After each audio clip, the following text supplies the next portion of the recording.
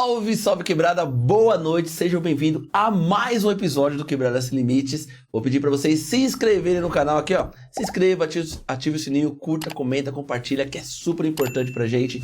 Todos os nossos episódios estão aqui no YouTube, Deezer e Spotify também. Pode ficar tranquilo, gato. Tá indo aí? Tá saindo? 1, 2, som, Não, teste. só. Tá? Deixa eu virar aqui então, peraí. A luzinha pra cima. É que não dá pra ver a luzinha. Foi? Certo agora. Agora foi. Certo. Agora vai. Seja bem-vindo ao nosso episódio. Se inscreva, curta, comenta, compartilha, que é super importante pra gente. Todos os nossos episódios estão no Deezer e no Spotify também.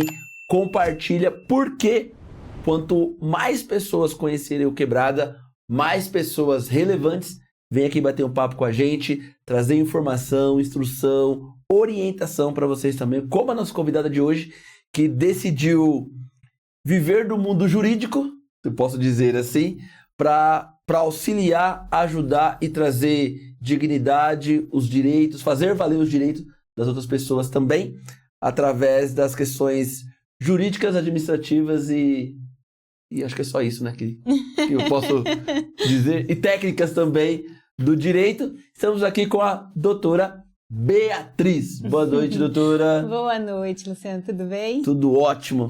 Desde já quero agradecer por aceitar nosso convite de vir aqui bater um papo com a gente, trazer um pouquinho de informação, de orientação para o nosso público. Nos conectamos há alguns 20 e poucos, quase 30 dias atrás, né? Nem lembro mais tanto tempo. Passou tanto tempo já. Tá passando Só que muito vocês rápido. viveram muitas coisas, né? Foi muito intenso essas 3 semanas que se passaram aí. Então, a gente fica muito feliz de receber você aqui hoje no nosso espaço. Obrigada. Obrigada pelo convite. É uma honra estar aqui. Ouvir um pouco da sua história, né? Da história de vocês no podcast, né? Que foi gravado do Joel. E lá nos conectamos e chegamos até esse espaço.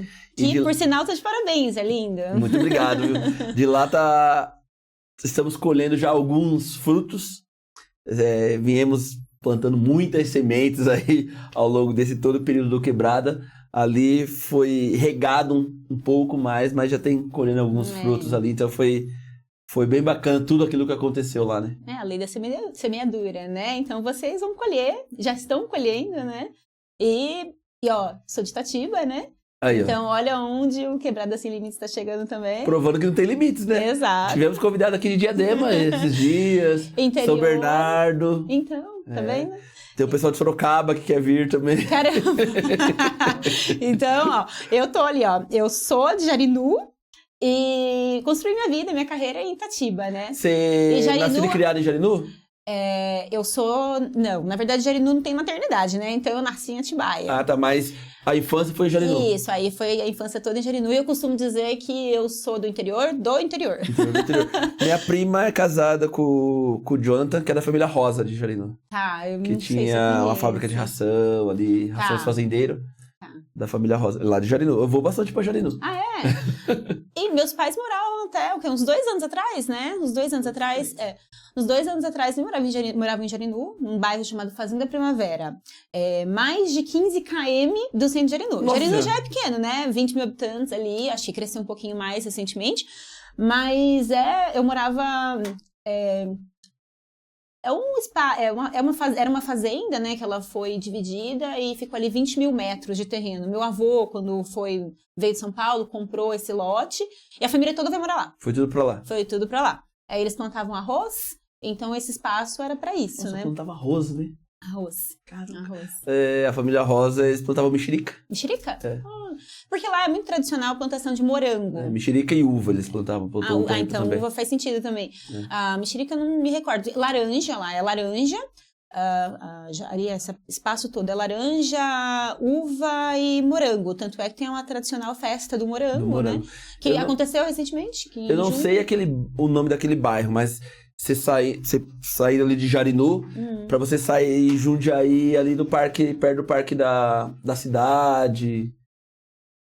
Caxambu? Pra você sair pro Caxambu. É o último, um dos bairros ali de Jarinu. Você vai naquela estradinha, você sai lá no Caxambu. Tá. Eu não sei o nome daquele bairro ali, mas ele é dali.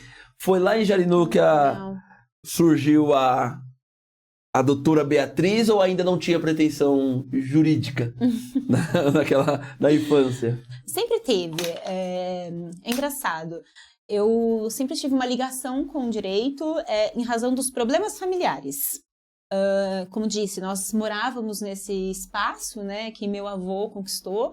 Ele era funcionário público e junto com a família, que eram em mais de 8 filhos, né, eles plantavam. Então, a minha avó queria fazer uma regularização do espaço e aquilo foi crescendo na minha cabeça desde pequena, que era regularização de IPTU, né? Regularização de IPTU.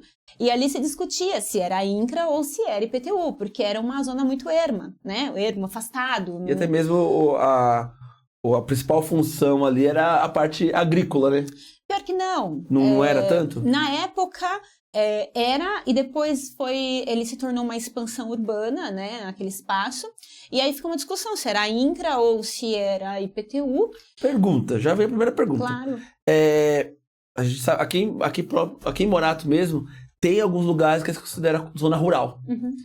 Isso já é considerado, já pode entrar no INCRA ou vem como IPTU? Se ele é rural, é INCRA, né?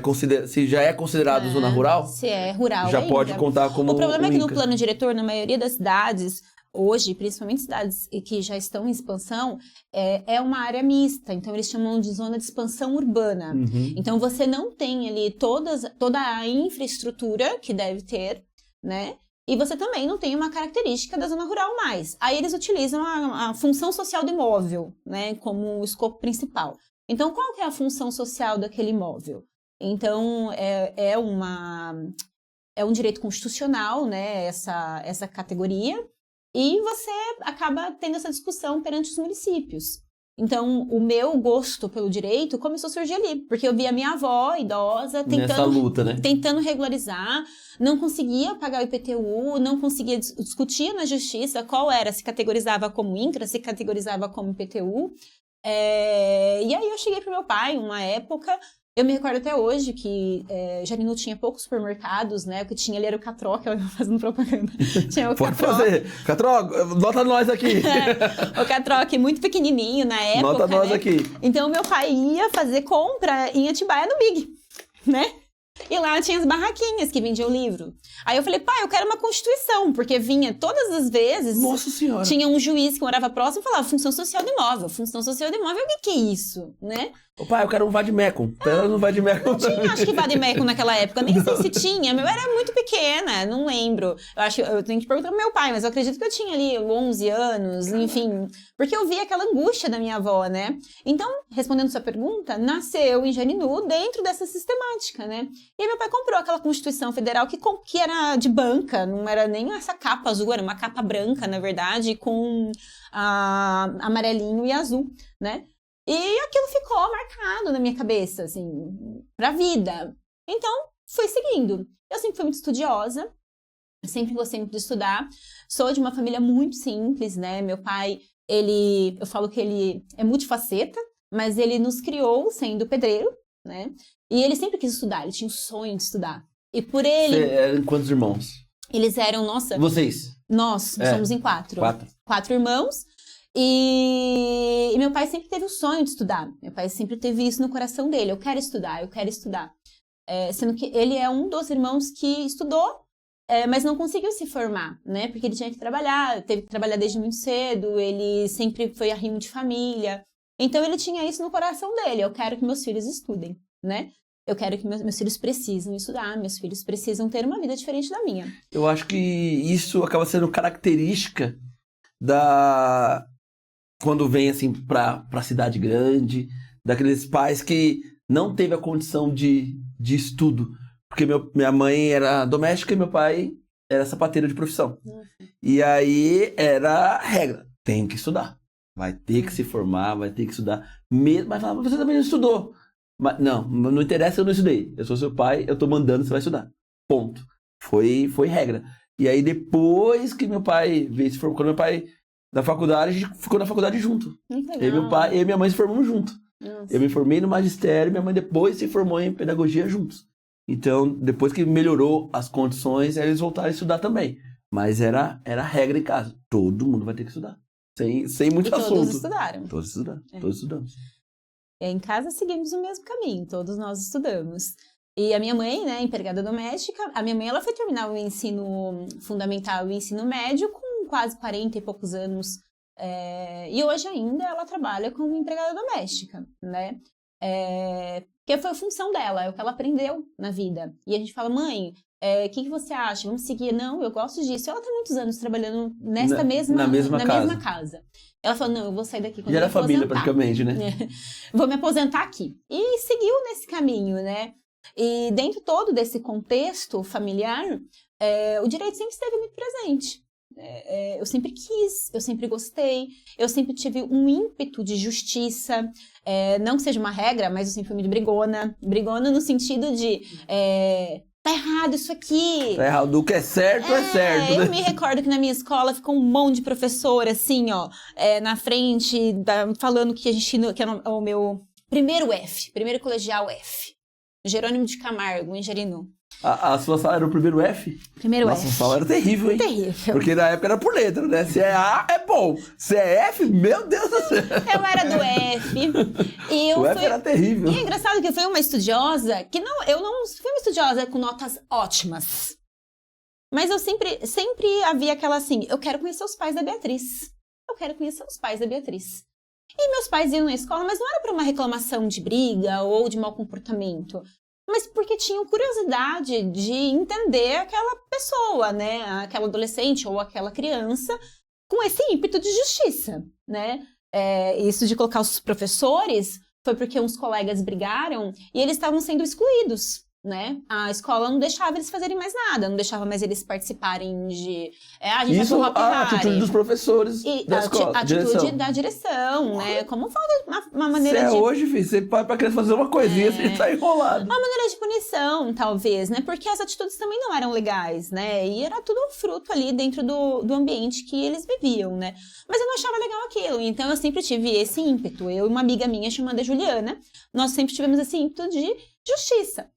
E dentro, eu fui inserida nesse meio muito cedo. O meu pai, ele tinha um viés político mais social, né? Sempre teve. Então, isso ficou incutido na gente, desde pequeno, sabe? E eu queria estar, né, ocupando esses espaços. E foi crescendo essa vontade. Por fim, chegou ali no terceiro colegial, né? Segundo e terceiro colegial. Nós tivemos o Enem na época, eu não me recordo muito bem quando surgiu, acho que você, professor, deve saber mais, lembra mais do que eu. Se eu não me engano, 2002. Aí eu me recordo 2002. muito bem, mas assim, eu me recordo que não era tão assim, não era tão velho, era uma coisa nova, né? E meu pai acompanhava muito isso. E ele falou, não, olha, surgiu uma oportunidade de vocês estudarem. E eu ficava com isso na minha cabeça. Eu falo, Confirma aí, Douglas, quando surgiu o Enem. É bom, né? É, Eu não me recordo, passar a informação mas certinha, confirma, né? Mas se eu não me engano é 2001, 2002. Eu não me recordo muito, mas meu pai sempre falava isso, meu pai sempre acompanhava muito, né? Porque eu fiz o Paulo Souza, assim, o Paulo Souza acho que vocês conhecem, Eu né? era louco pra fazer o Paulo Souza. Eu fiz... 98? 98. É porque eu lembro quando eu entrei no magistério, já tá, assim, dessa época não valia nota ainda pra faculdade. Sim. Era só pra saber o Porque conhecimento. depois que eu ligou pra Uni, né? Aí depois que foi Isso. valendo nota, porque aí ninguém queria fazer. Ninguém queria fazer o Enem. Sim. Depois virou começou a ter cursinho pra Enem. É verdade. Hoje tem cursinho para Enem, hoje o Enem ele é muito grande, né? grande, é uma coisa E nós gigantesca. escutamos muitas histórias bonitas, né? Das pessoas que tiveram acesso à universidade A minha prima através do Enem. Minha prima fez a faculdade de Direito pelo ProUni. Eu fiz também. Ela fez pelo ProUni, ela fez na Anchieta. Eu fiz. Eu também, na Anchieta. Você se formou na Anchieta? Me formei na Anchieta. Minha família inteira se formou na Anchieta. Minha prima, meu pai, minha irmã. Eu tenho um caminho longo aí de Todo mundo se faculdade. formou na Anchieta. Eu tenho um caminho longo de faculdade, porque eu queria muito fazer federal, estadual, e eu fiquei focada nisso durante um tempo, né? Eu achava legal, e enfim, eu queria encontrar um jeito de estudar, na verdade. E eu fui trabalhar muito nova, eu comecei a trabalhar com 14 anos. Porque eu queria, assim, dentro desse cenário, eu vivia numa simplicidade muito grande. E então, para ter as minhas coisas e ajudar a minha família, eu precisava trabalhar. Pra também não sobrecarregar financeiramente ali. Os pais falaram, vou trabalhar pra ter minhas coisinhas, então eu poder ajudar. Também, mas como disse, eu morava numa zona muito afastada.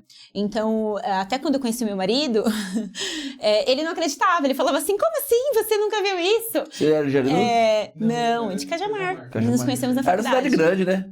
Era da cidade grande. Ele fala assim, eu sou da capital. Eu falo... Olha, eu vou contar, a gente falava muito isso, meu primo também. Meu primo era casado com a minha prima morou 14 anos com a gente em casa. Então era irmã. E aí eles começaram a namorar e ele vinha de Jarinu pra cá, pra Morato. E a gente chamava ele de sitiante. Ô, sitiante, por quê? Ele morava no sítio mesmo. Aí às vezes chegava em casa com as botas com coisa de jabuticaba. A gente falava, ô, sitiante. Chamava ele Mas de é mais ou sitiante. menos isso. Lembra que eu falei? Que é interior do interior? Eu falei isso? Interior. Pois bem, era só de cair no estrada de terra. Estrada de terra. Eu tinha uma motinha, eu comecei a dirigir. Ó, não pode, né? Mas, Mas no não sítio pode. No sítio pode. No sítio pode tudo. Mas assim, eu não tinha escolha, de fato, né? Então eu andava de moto muito cedo. Comecei a andar de moto com 14, 15 anos. E aí era muito barro, chovia muito, aí ficava, prendia a roda, sabe? Uhum. Aí eu tinha que descer, tirar, desmontar, tirar a corrente. Olha só, temos uma mecânica formada na prática. E aí eu chegava toda suja, isso na faculdade, no trabalho.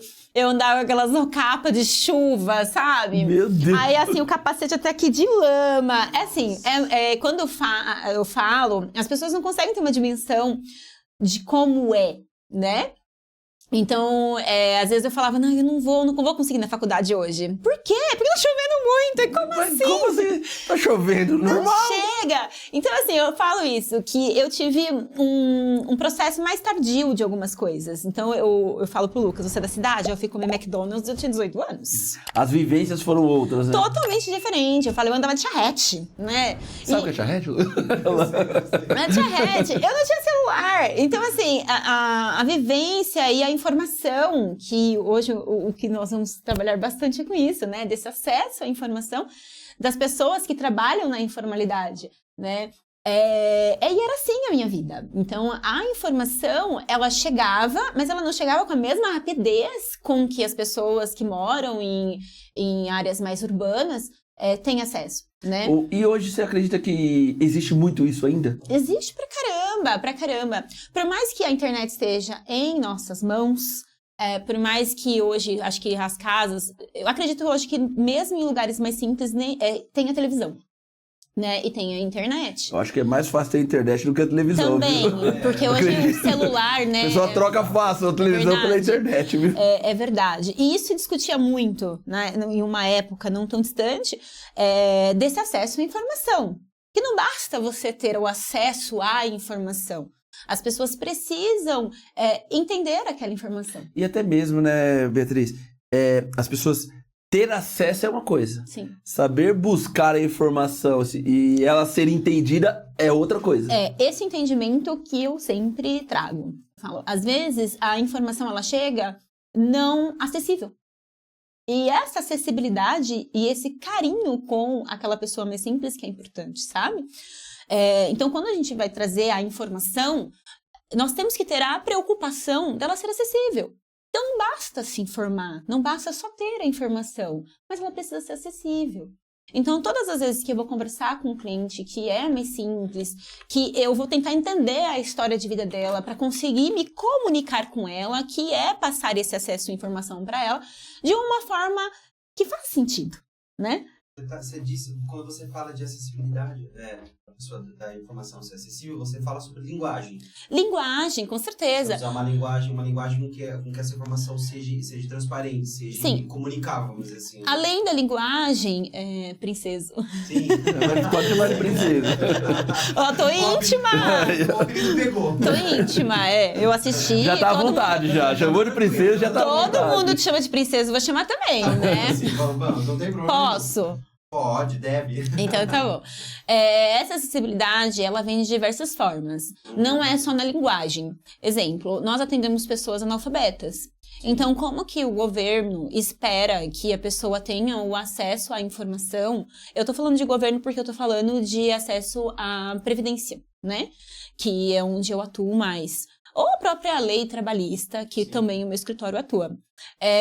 Você precisa de ter acesso visual, o acesso auditivo, né? E você tem, não sei se o termo correto é esse, e você tem que ter a linguagem simples. E no universo jurídico, estamos trabalhando muito isso, que nós chamamos de juridiquês, tá? Tá tirando... Pra tirar. Pra tirar. Às vezes eu vou falar, e às vezes a gente tem latim ainda. Eu tenho advogado que usa latim na petição inicial, eu falo, oi... Né? Eu não uso mais hoje, eu tirei das minhas petições. Petição é o documento que você usa para contar a história da pessoa, para chegar no judiciário. E eu tento, da melhor forma possível, trazer isso para os meus atendimentos. Então, exemplificando, eu tenho pessoas que são analfabetas e elas vão se comunicar pelo WhatsApp. Aí, às vezes, o que a gente tem que fazer? Manda por áudio? E aí você entra em tantas coisas...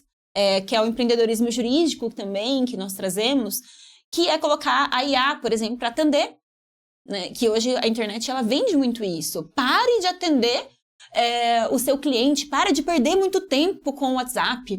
E eu foco no atendimento humanizado. E esse atendimento humanizado é você saber se comunicar de forma acessível. E eu acredito que esse público em específico que você atende tem que ser assim. Porque você falou, são muitas nuances ali, são muitas variáveis. São pessoas analfabetas, são pessoas que às vezes não conseguem ter um entendimento. Às vezes a IA coloca alguma coisa, ela não vai conseguir entender, ela não vai conseguir perguntar as informações que ela quer, porque dependendo do áudio, lógico, a IA ela vai dar um jeito ali de se entender. Só que a parte humana mesmo, para entender ali, eu acho que se perde. E até mesmo, acho que toda a sensibilidade que você tem que ter com o caso ali acaba ficando meio prejudicada, né? Sim. Para além disso, nós temos uma dificuldade de interpretação. Então, hoje você vai se comunicar através do WhatsApp, dependendo da forma como você se conversa, o cliente ele entende de uma forma completamente diferente. Nossa, não. Isso não precisa nem ser o cliente. Às vezes, já aconteceu do Lucas mandar uma mensagem pra você, ou pro Lucas falar, ixi Maria, tem alguma coisa aqui errada. Claro. Mas né, não é como você escreveu, é como a pessoa recebeu. Também. E aí acaba falando, meu Deus do céu. Então dentro da sua comunicação, você busca essa equidade. Busco, super. Eu busco equidade sempre. Eu acho que é um pilar do direito, né? E eu costumo dizer que eu não atuo só no direito em si, sabe? Eu sou cidadã e eu preciso buscar, dentro da minha profissão, me conectar com as pessoas. E essa conexão com as pessoas, ela precisa ser acessível. E ainda quando você fala do público, eu falo assim, mas esse público que você atende precisa ser dessa forma? Todos. Eu atendo um engenheiro, por exemplo, eu tô falando no sentido muito macro. Obviamente, se você colocar dentro do percentual que nós atendemos no escritório, as pessoas vulneráveis que mais nos procuram. Por quê? Auxílio-doença, que o INSS nega, aposentadoria, que o INSS vai negar, ou uma empresa que vai violar o direito do trabalho da pessoa ali, né, a ausência de pagamento de salário. Geralmente são pessoas mais vulneráveis que nos procuram, né? Mas existe, porque quando eu falo de direito trabalhista e de direito previdenciário, é um público muito macro, né? E um público muito diversificado. Então eu também atendo ali a pessoa, o engenheiro que vem me questionar sobre o pagamento de INSS. E você fala, nossa, Beatriz, mas ele não tem acesso à informação? Ele tem. Mas para ele também está inacessível. Olha que legal. Porque até e mesmo que interessante. Não é o universo dele ali. Não é o universo dele. E até mesmo pelo linguajar. Então, mas é isso que eu digo. Se não é o dele, que estudou, que tem uma graduação, que trabalha ali, que fez a graduação, às vezes uma pós-graduação, que trabalha com pessoas que também têm graduação dentro do escritório dele ali. Imagina uma pessoa mais simples. Então, você abre o site do meu INSS, por exemplo, ou do Gov, você vai ter a forma de contribuir, certo? Você vai ter a forma de contribuir. E essa forma de contribuição vai falar, é facultativa, contribuinte individual, é simplificado, é MEI, é doméstica. Como que eu faço? Quem eu sou? Perfeito? Aonde que eu me encaixo? Onde que eu me encaixo? Então, todo esse questionamento, ele não vem só do público simples, certo? Ele não vem só da informalidade. Ele vem também em outras camadas. Porque... Você acha que essa sua forma de lidar com a parte jurídica e deixar mais acessível foi por toda a sua vivência infantil? Não que seu pai, sua mãe, as pessoas próximas não conhecessem, mas você via a dificuldade que eles tinham para entender, ou chegava lá o oficial de justiça e falava, não, é tal coisa, mas o que é isso, gente? E aí você foi ficando incomodada com isso, falou, eu vou ser advogada e eu vou falar do jeito mais simples possível para que todo mundo entenda. A forma simples de me comunicar, ela vem com o tempo, né? Porque quando você está ocupando esses espaços no universo jurídico, você, lembra que eu falei aqui antes da gente começar a gravar sobre a ambiência? Você vai aprendendo outros jeitos de se comunicar. Então, você se identificar dentro desses espaços é muito difícil, porque no universo jurídico, ele é muito engessado, ele é muito formal, né? Até pouco tempo discutia se podia ter tatuagem ou não podia ter tatuagem, de tão formal que é. Até hoje se discute, e na verdade nem se discute, porque faz parte do código de ética, você não pode entrar no fórum com a saia acima do joelho. E vivemos num país, né, com muito calor, e o homem tem que fazer audiência de terno e gravata. Então, é um ponto... Acho que é por isso que eu não fiz, eu acho. É um ponto que é muito, assim, complicado de se falar até, porque você não tem como você falar sem fazer essa crítica. Porque você não lida com pessoas, então qual a necessidade de você criar uma vestimenta ou uma conduta que te afasta das pessoas? É o que a gente estava conversando um pouquinho antes, né? Sim. Até falei isso também com a doutora Carol ontem. Existia esse distanciamento do médico, do advogado, da população comum. Vou colocar assim, né? As pessoas, meu Deus, vou falar com um advogado. A pessoa até tremia na hora que tinha que falar alguma coisa assim, preocupação da forma que falar, da forma que ia se vestir. Não tinha tanto acesso assim. Eu acho que isso vem se quebrando ainda muito timidamente. Eu acho que ainda muito timidamente. Mas eu acho que já vem pessoas que, como você, que estão inconformadas com alguma situação, da informação não chegar na pessoa, que vem tentando quebrar isso. Mas ainda você vê que as pessoas ainda não querem tirar essa barreira. Sim. Não, advogado é aqui, a população comum, vou colocar assim, é aqui. Não dá para se misturar. É que é histórico, né? É histórico. Então, professor, né? Até, né? Mas é real, é histórico isso, né? A gente tá falando... quem fazia faculdade de Direito antes? Quem fazia faculdade de Medicina? A gente tem 3 profissões, né? Engenharia, Medicina e Direito. Então, os pais sonhavam que as pessoas fizessem essas 3 faculdades. Então, era... quem se formava antes? Certo? Só a burguesia. Só a burguesia. Só a burguesia. Então, o proletariado, ele estava ali, trabalhando, servindo, né? Somente servindo. Então, quando nós tivemos acesso às universidades, que não é muito tempo, é há pouco tempo. Eu concordo. Exato. Quando nós tivemos acesso à universidade, nós ocupamos esses espaços. E aí você começa a fazer a mudança. Por que você começa a fazer a mudança? Porque as pessoas, elas começam a se conectar com você. Então, você olha um advogado, ele não está vestido de terno, de gravata, e você olha para ele, você cria uma conexão. Então, você criar essa conexão com o outro, você se enxerga ali. E isso é muito importante. Então, eu não vou adentrar em temas políticos, né? Nem quero, não faz parte do meu próprio escopo de trabalho, porque eu atendo todos, né? E todos precisam ser atendidos, todos precisam dessa acessibilidade. Mas é fundamental nós falarmos sobre isso, né? Falar que as pessoas precisam ter acesso à educação, elas precisam ter acesso às universidades.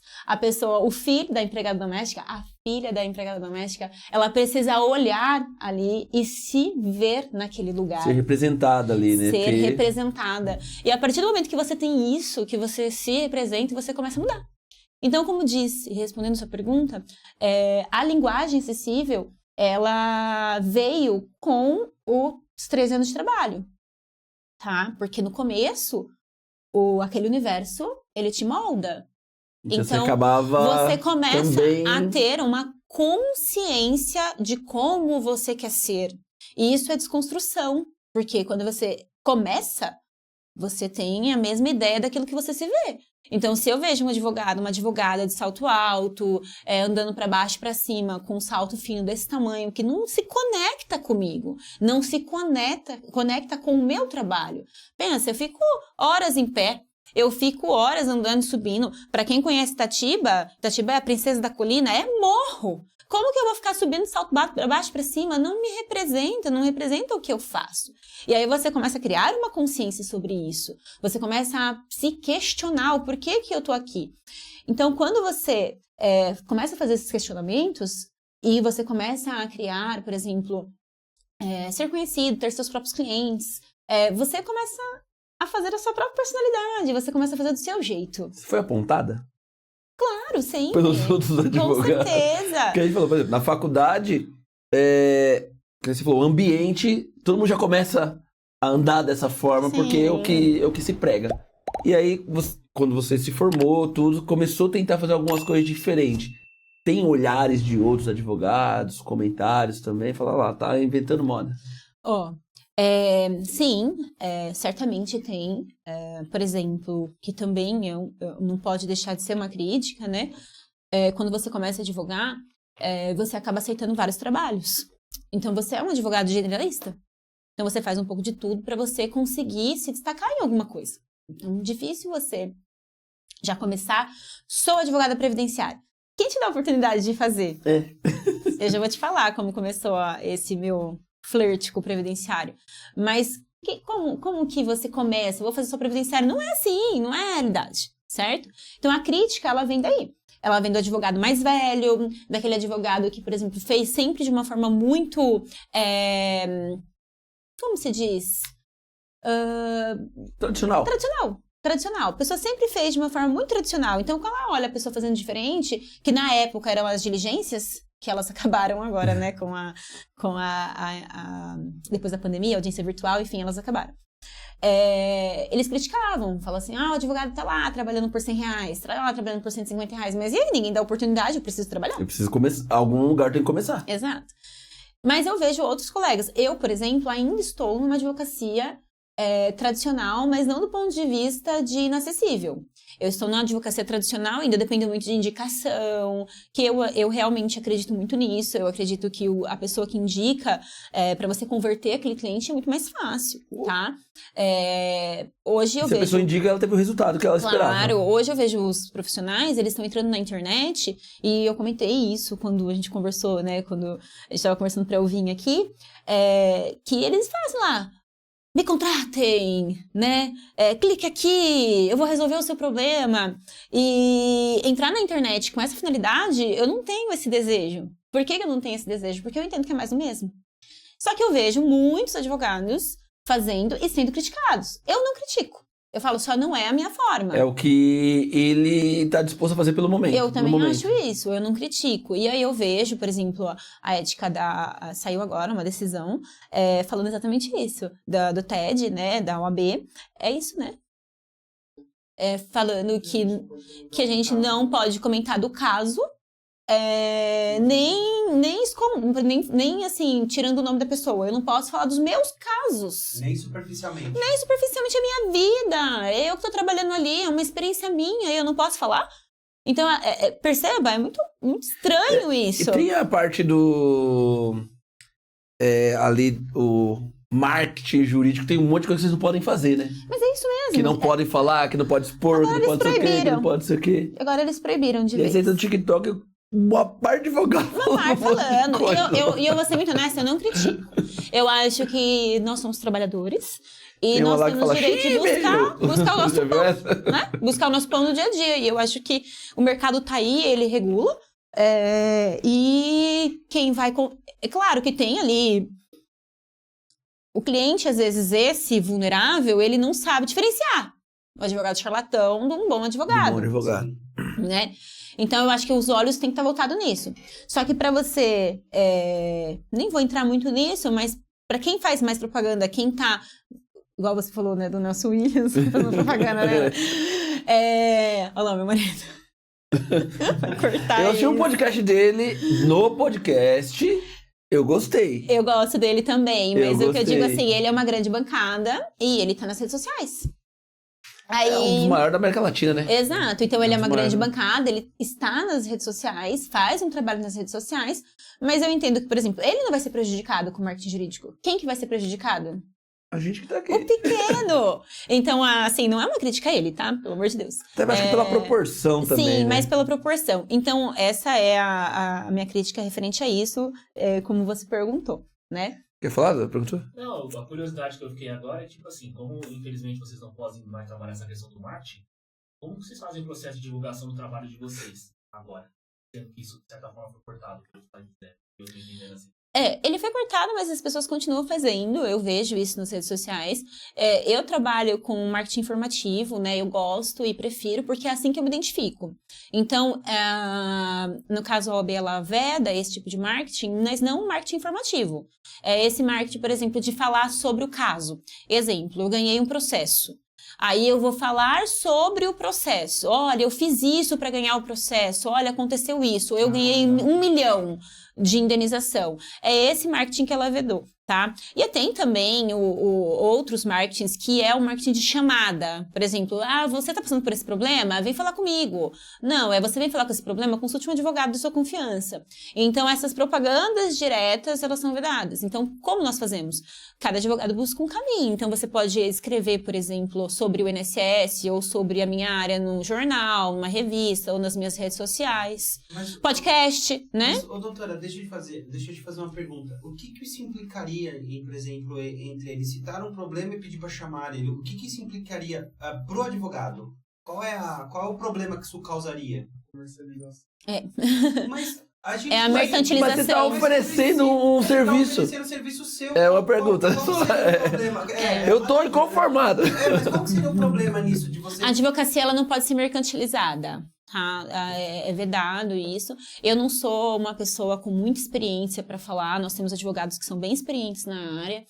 Eu não sou muito, mesmo porque eu não pratico tanto, tá? Então, eu não tenho uma informação muito abrangente sobre isso, mas é vedada a mercantilização da advocacia, e eu vou falar do ponto de vista de paridade de armas, né? Vamos falar de Beatriz, uma advogada que está aí há 12 anos, né, advogando, e eu tenho um escritório com 8 pessoas trabalhando. Vamos falar de um escritório maior, não vou dar mais o exemplo de um grande, porque chega. Chega, né? Mas Ficando no palco, né? Eu tô dando palco. Vamos falar de um advogado que tem aí pelo menos 40, 50 funcionários, o volume de capital que ele ganha é muito maior, então vai ter uma paridade ali de armas muito diferenciada. Aí você vai levar para o ponto de vista de vocês, vai falar assim, mas as empresas fazem isso, né? Por que vocês não podem fazer? Porque a advocacia não é mercantilizada. Tá? Eu acho Não que pode ser. entra no mesmo caso do Dr. Tadeu, que é dentista. Dentista, Ele médico, tem coisa que ele não engenheiro, pode né? fazer, Eu sei, alguns porque pitches de venda não pode ser feito. Assim, eu compreendo, mas não entendo. Eu compreendo, mas não concordo. Eu entro então, nessa. Eu compreendo, mas não concordo. Eu enxergo assim, independente, é uma profissão. Sim. E como que você não pode divulgar a sua profissão?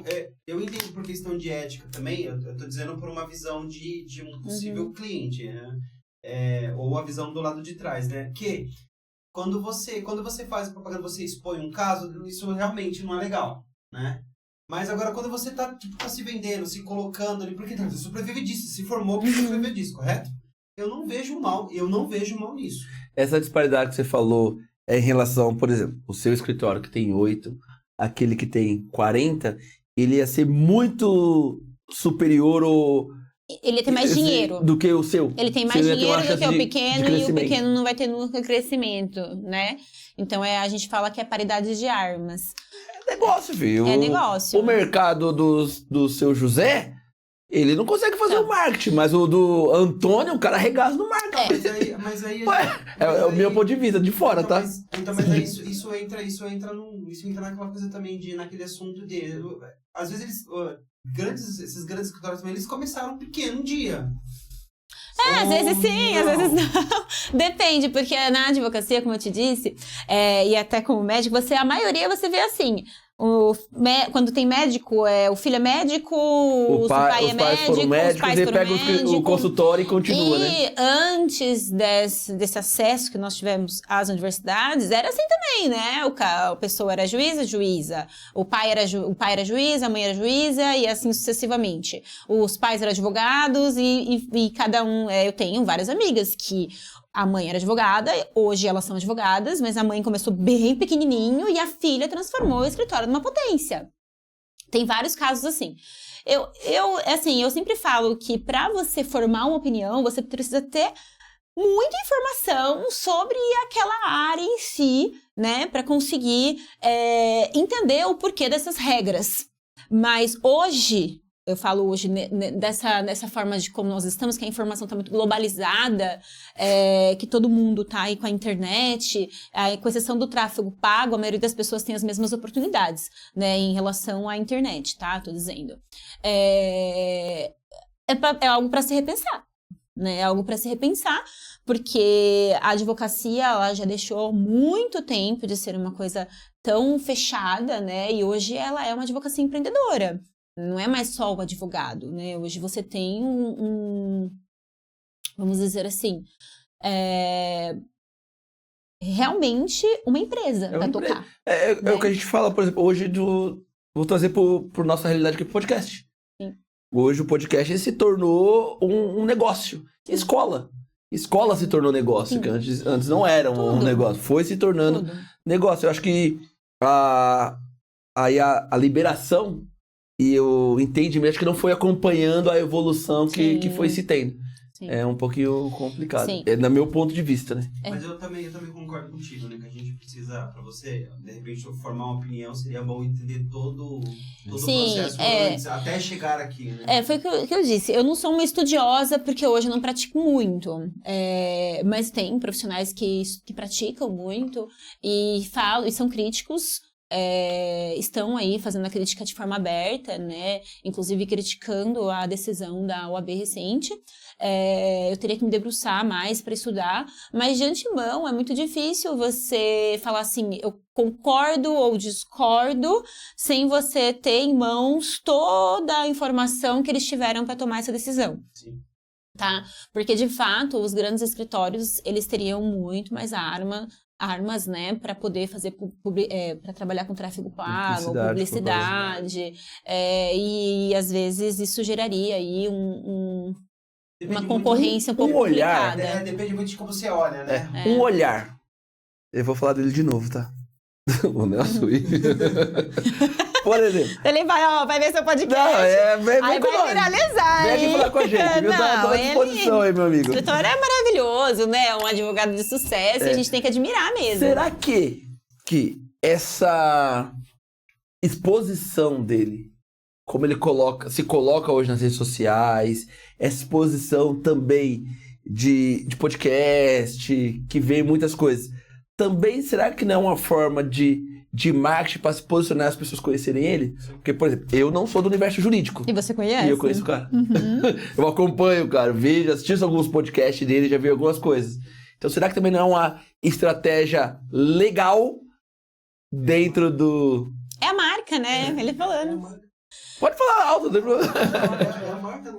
Ele trabalha num público de alto poder aquisitivo, né? Como, por exemplo, a gente pode contar nos dedos no universo que a gente conhece, que é advogado que tem um jatinho particular. Entende? Então, a rede social, ele usando a rede social como posicionamento para o público dele. Sim. Né? E, obviamente, o público dele é mais restrito por conta da parte financeira, mas aí ele abrange tudo. Por quê? O poder dele de propagandas, vamos dizer, o tráfego pago é muito maior. Então, se eu invisto R$1.000 em tráfego pago, eu atingo, sei lá, 1 milhão de pessoas. Você investe 500 mil, pega o Brasil inteiro. Sim. É bem diferente. É bem diferente. Por isso que existe esses órgãos regulamentadores, Então, é difícil eu falar assim, é justo ou é injusto. A gente precisa entender melhor. Você acredita que ele, de repente, esteja fazendo isso para deixar as oportunidades iguais? Aí na minha cabeça entra um conflito pros outros segmentos. Na minha cabeça. É porque não é que quando vocês enxergam assim, vocês estão enxergando do ponto de vista de mercantilização. Tô no empreendimento do business puro. Exatamente, business comercial. Puro. E o que se fala e o que se coloca é que a advocacia não é esse perfil de negócio. Ela não é uma mercantilização, tá? É uma prestação de serviço que é intelectual, que ela é então, assim, eu falo, é difícil entender mesmo. Eu tô fazendo. Até pra gente eu tô pensando em business entender, puro, então na minha cabeça... E eu confesso pra vocês que falar assim, fazer uma crítica pura e simples, vocês não vão me ver fazendo, pura e simples, porque não é. Não é simples assim. Não acredito que a OAB ela tenha tomado essa decisão para ter essa paridade de armas, tá? Não acredito nisso. Eu acredito mesmo que é para prevalecer o nosso código de ética. Então, se caso formos avançar nesse assunto, teria que ter uma alteração do nosso código de ética. Então, a gente está falando de um patamar um pouco superior, né? A gente não está falando somente de uma decisão que provavelmente alguém levou, provavelmente o advogado, ele foi ali autuado e houve essa discussão. Mas é algo que está em evidência, realmente, e eu entendo a curiosidade de todos, porque em razão... Capitalismo, né? E com essa globalização da informação... as pessoas têm curiosidade de saber por que o advogado não pode fazer, mas eu vejo um cara fazendo. Por que você não pode fazer? E aí é que tá a minha crítica. Então, se o grandão pode fazer, o pequeno também pode fazer. É todo mundo. Então, se eu sou punida, o grandão também tem que ser punido. É isso.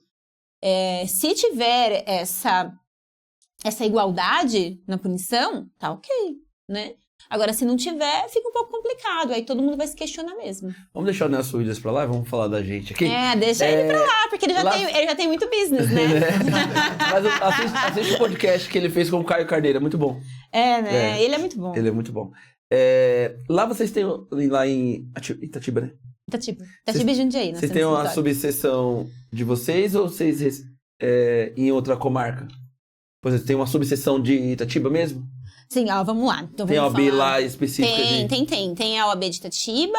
Porque em Morato agora veio pouco tempo, porque a gente respondia pra Franco da Rocha. Pra Franco da Rocha, sim. Aconteceu com Jundiaí, né? Jundiaí tinha várias, e aí, enfim, fracionou, e cada uma tem a sua. Itatiba nós temos também a nossa. Já temos há muito tempo também. Morato faz pouco tempo. Nós temos há muito tempo, a nossa. Aqui é a seção 249. Agora é Marcela, a nossa presidente, né? Enfim, a gente tá lá. A mulherada tá tomando conta. A seção aqui é 249 e a presidente é a Vanessa Miciano. Mulher também. Deixa eu falar dos nossos parceiros. Fala. E aí a gente já continua. Então vamos ficar à vontade, Claro. bebe uma aguinha.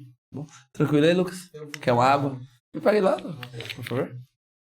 Galera, deixa eu falar pra vocês, a nossa parceira Green Embalagens e Descartáveis. Se você quer produto de higiene, limpeza, embalagem descartável no geral, lá na Green Embalagem você encontra tudo que você precisa para sua casa ou para o seu negócio, tanto atacado quanto varejo, tá bom? QR Code tá aqui na tela para vocês acessarem e vão receber um catálogo com tudo que eles oferecem e eles entregam na sua casa, tá bom?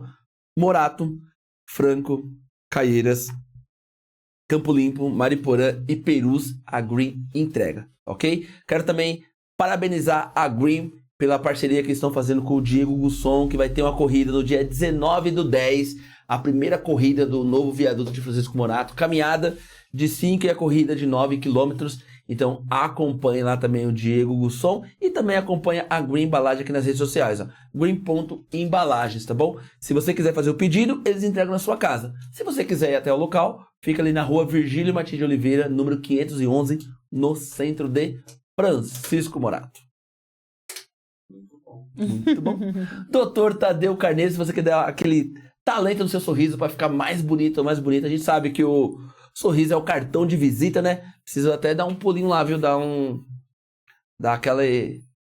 Como que é? A manutenção no meu clareamento aí, tô Preciso marcar uma precisando. agenda lá. Eu preciso voltar lá. Se você quiser marcar, QR Code tá aqui na tela, agenda sua consulta com o Dr. Tadeu Carneiro. Tudo que você precisa de clareamento, faceta, porcelana, extração, obturação e prótese também, você vai encontrar lá, tá bom? Ele tem agora uma nova impressora 3D que já faz a sua prótese na hora ali, já para você sair ali com o seu problema resolvido.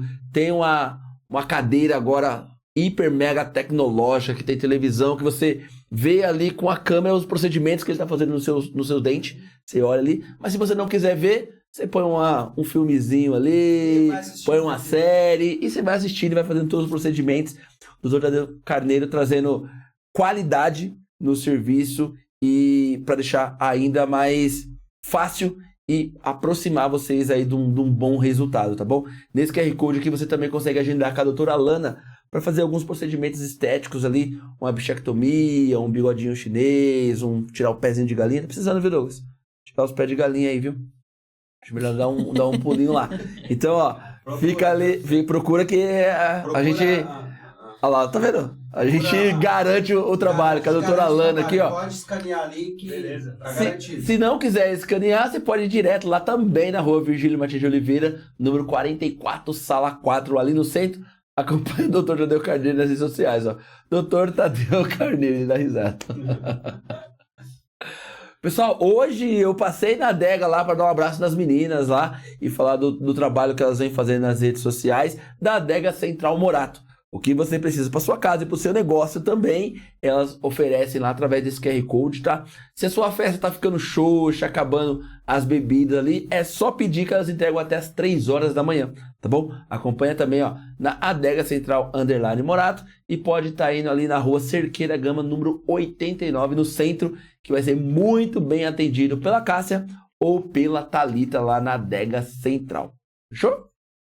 E a Adega Central vai ficar do ladinho da Maju agora. Né? As duas vão ser bem pertinho ali. Quer pizza de qualidade, gente? Tem que ser na Maju Mamma Mia. Toda quinta-feira tem promoção de 2 pizzas por R$ 95,99. E quarta e quinta-feira tem a borda Vulcão grátis. Com sabores alternados, cheddar e catupiry. A gente nunca pediu borda Vulcão, né? Nunca. Acho que é bom a gente pedir um dia, né? Quarta e quinta? É de quarta e quinta. É dia, né? É, eu acho que a gente vai ter que pedir lá na Não é Maju. quinta. Aqui, na quinta-feira. Quinta-feira. Então acho que é importante a gente pedir lá na Maju com a borda. Pode pedir hoje, o que você acha, né? Seria bem interessante, né? Muito bom. Então, ó, QR Code na tela, tá bom? São mais de 180 sabores de pizza que eu tenho certeza algum vai satisfazer o seu paladar. Aí o nosso aqui tá meio treinado. Tanto para Paraná 1, que é maravilhosa, que é lombo, salame, bacon e catupiry delícia. original maravilhosa. E a doce, claro, tem que ser a banana nevada. Então, ó, faça o pedido através do QR Code que eles entregam na sua casa. 2 unidades. Uma aqui em Morato, no Jardim Rosa, com o salão. Mais breve vai estar vindo para o centro de Morato. E também tem uma em Franco da Rocha que é somente delivery, ok? Faça o pedido e, ó, se delicie com a pizza da Maju Mamma Mia. Segue nas redes sociais, ó. Pizzaria Maju Mamma Mia. É isso aí, mano. Fechou?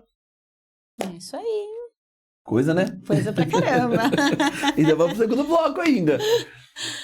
Doutor, ó, a gente já tá há um tempo que a gente tá ali. Você pensou que não ia demorar? Então. Não tinha assunto. Não tinha assunto, ó. E a gente vai entrar agora no seu flerte com o previdenciário. Como começou esse... Meu, acho que eu vou pra área previdenciária. Tá. Foi uma questão familiar que abriu esses olhos? Ou não? Você falou, nossa, aqui tem uma lacuna que eu me identifico. Tá, foi. E eu entro na minha história, né, mesmo. Eu repito, né, eu vim do interior, e eu falo sempre isso, interior do interior. Ali era uma área mais rural. Nessa área rural nós não tínhamos tanto acesso, então as pessoas que moravam ali, elas sempre pediam ajuda do meu pai e minha para fazer as coisas, né? Que coisas? Banco,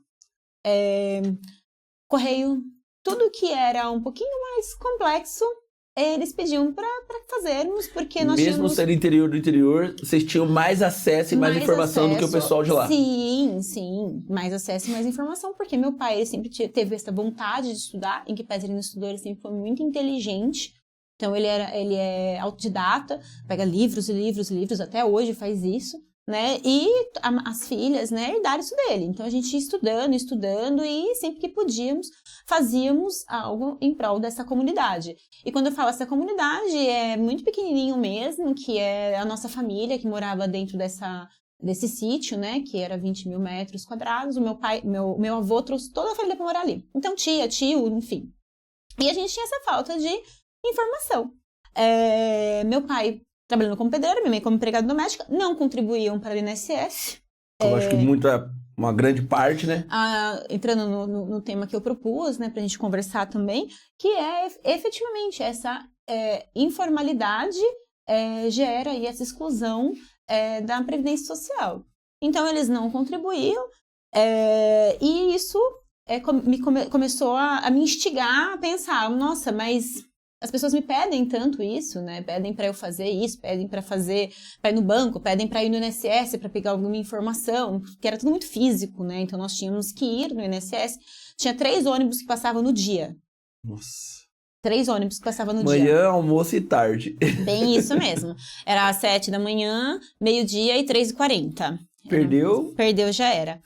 Então, nós usávamos esse transporte, nós íamos para Jarinu ou para Atibaia. Era mais Atibaia na época, né? Porque Jarinu não tinha agência. Enfim, nós íamos mais para Atibaia. Aí você ia para Atibaia de manhã e voltava só no final da tarde. Era o dia todo. Ou pedia para alguém buscar a gente no ponto. Era o pai com a motinha. Ia com a motinha, Então, esse trabalho não remunerado, né, era sempre ajuda, para as pessoas ali que precisavam. E vinha também o INSS, essa demanda do INSS, aquele mundo de carnê, né? Eu me recordo, minha tia também empregada doméstica, então ela contribuía pelo carnê.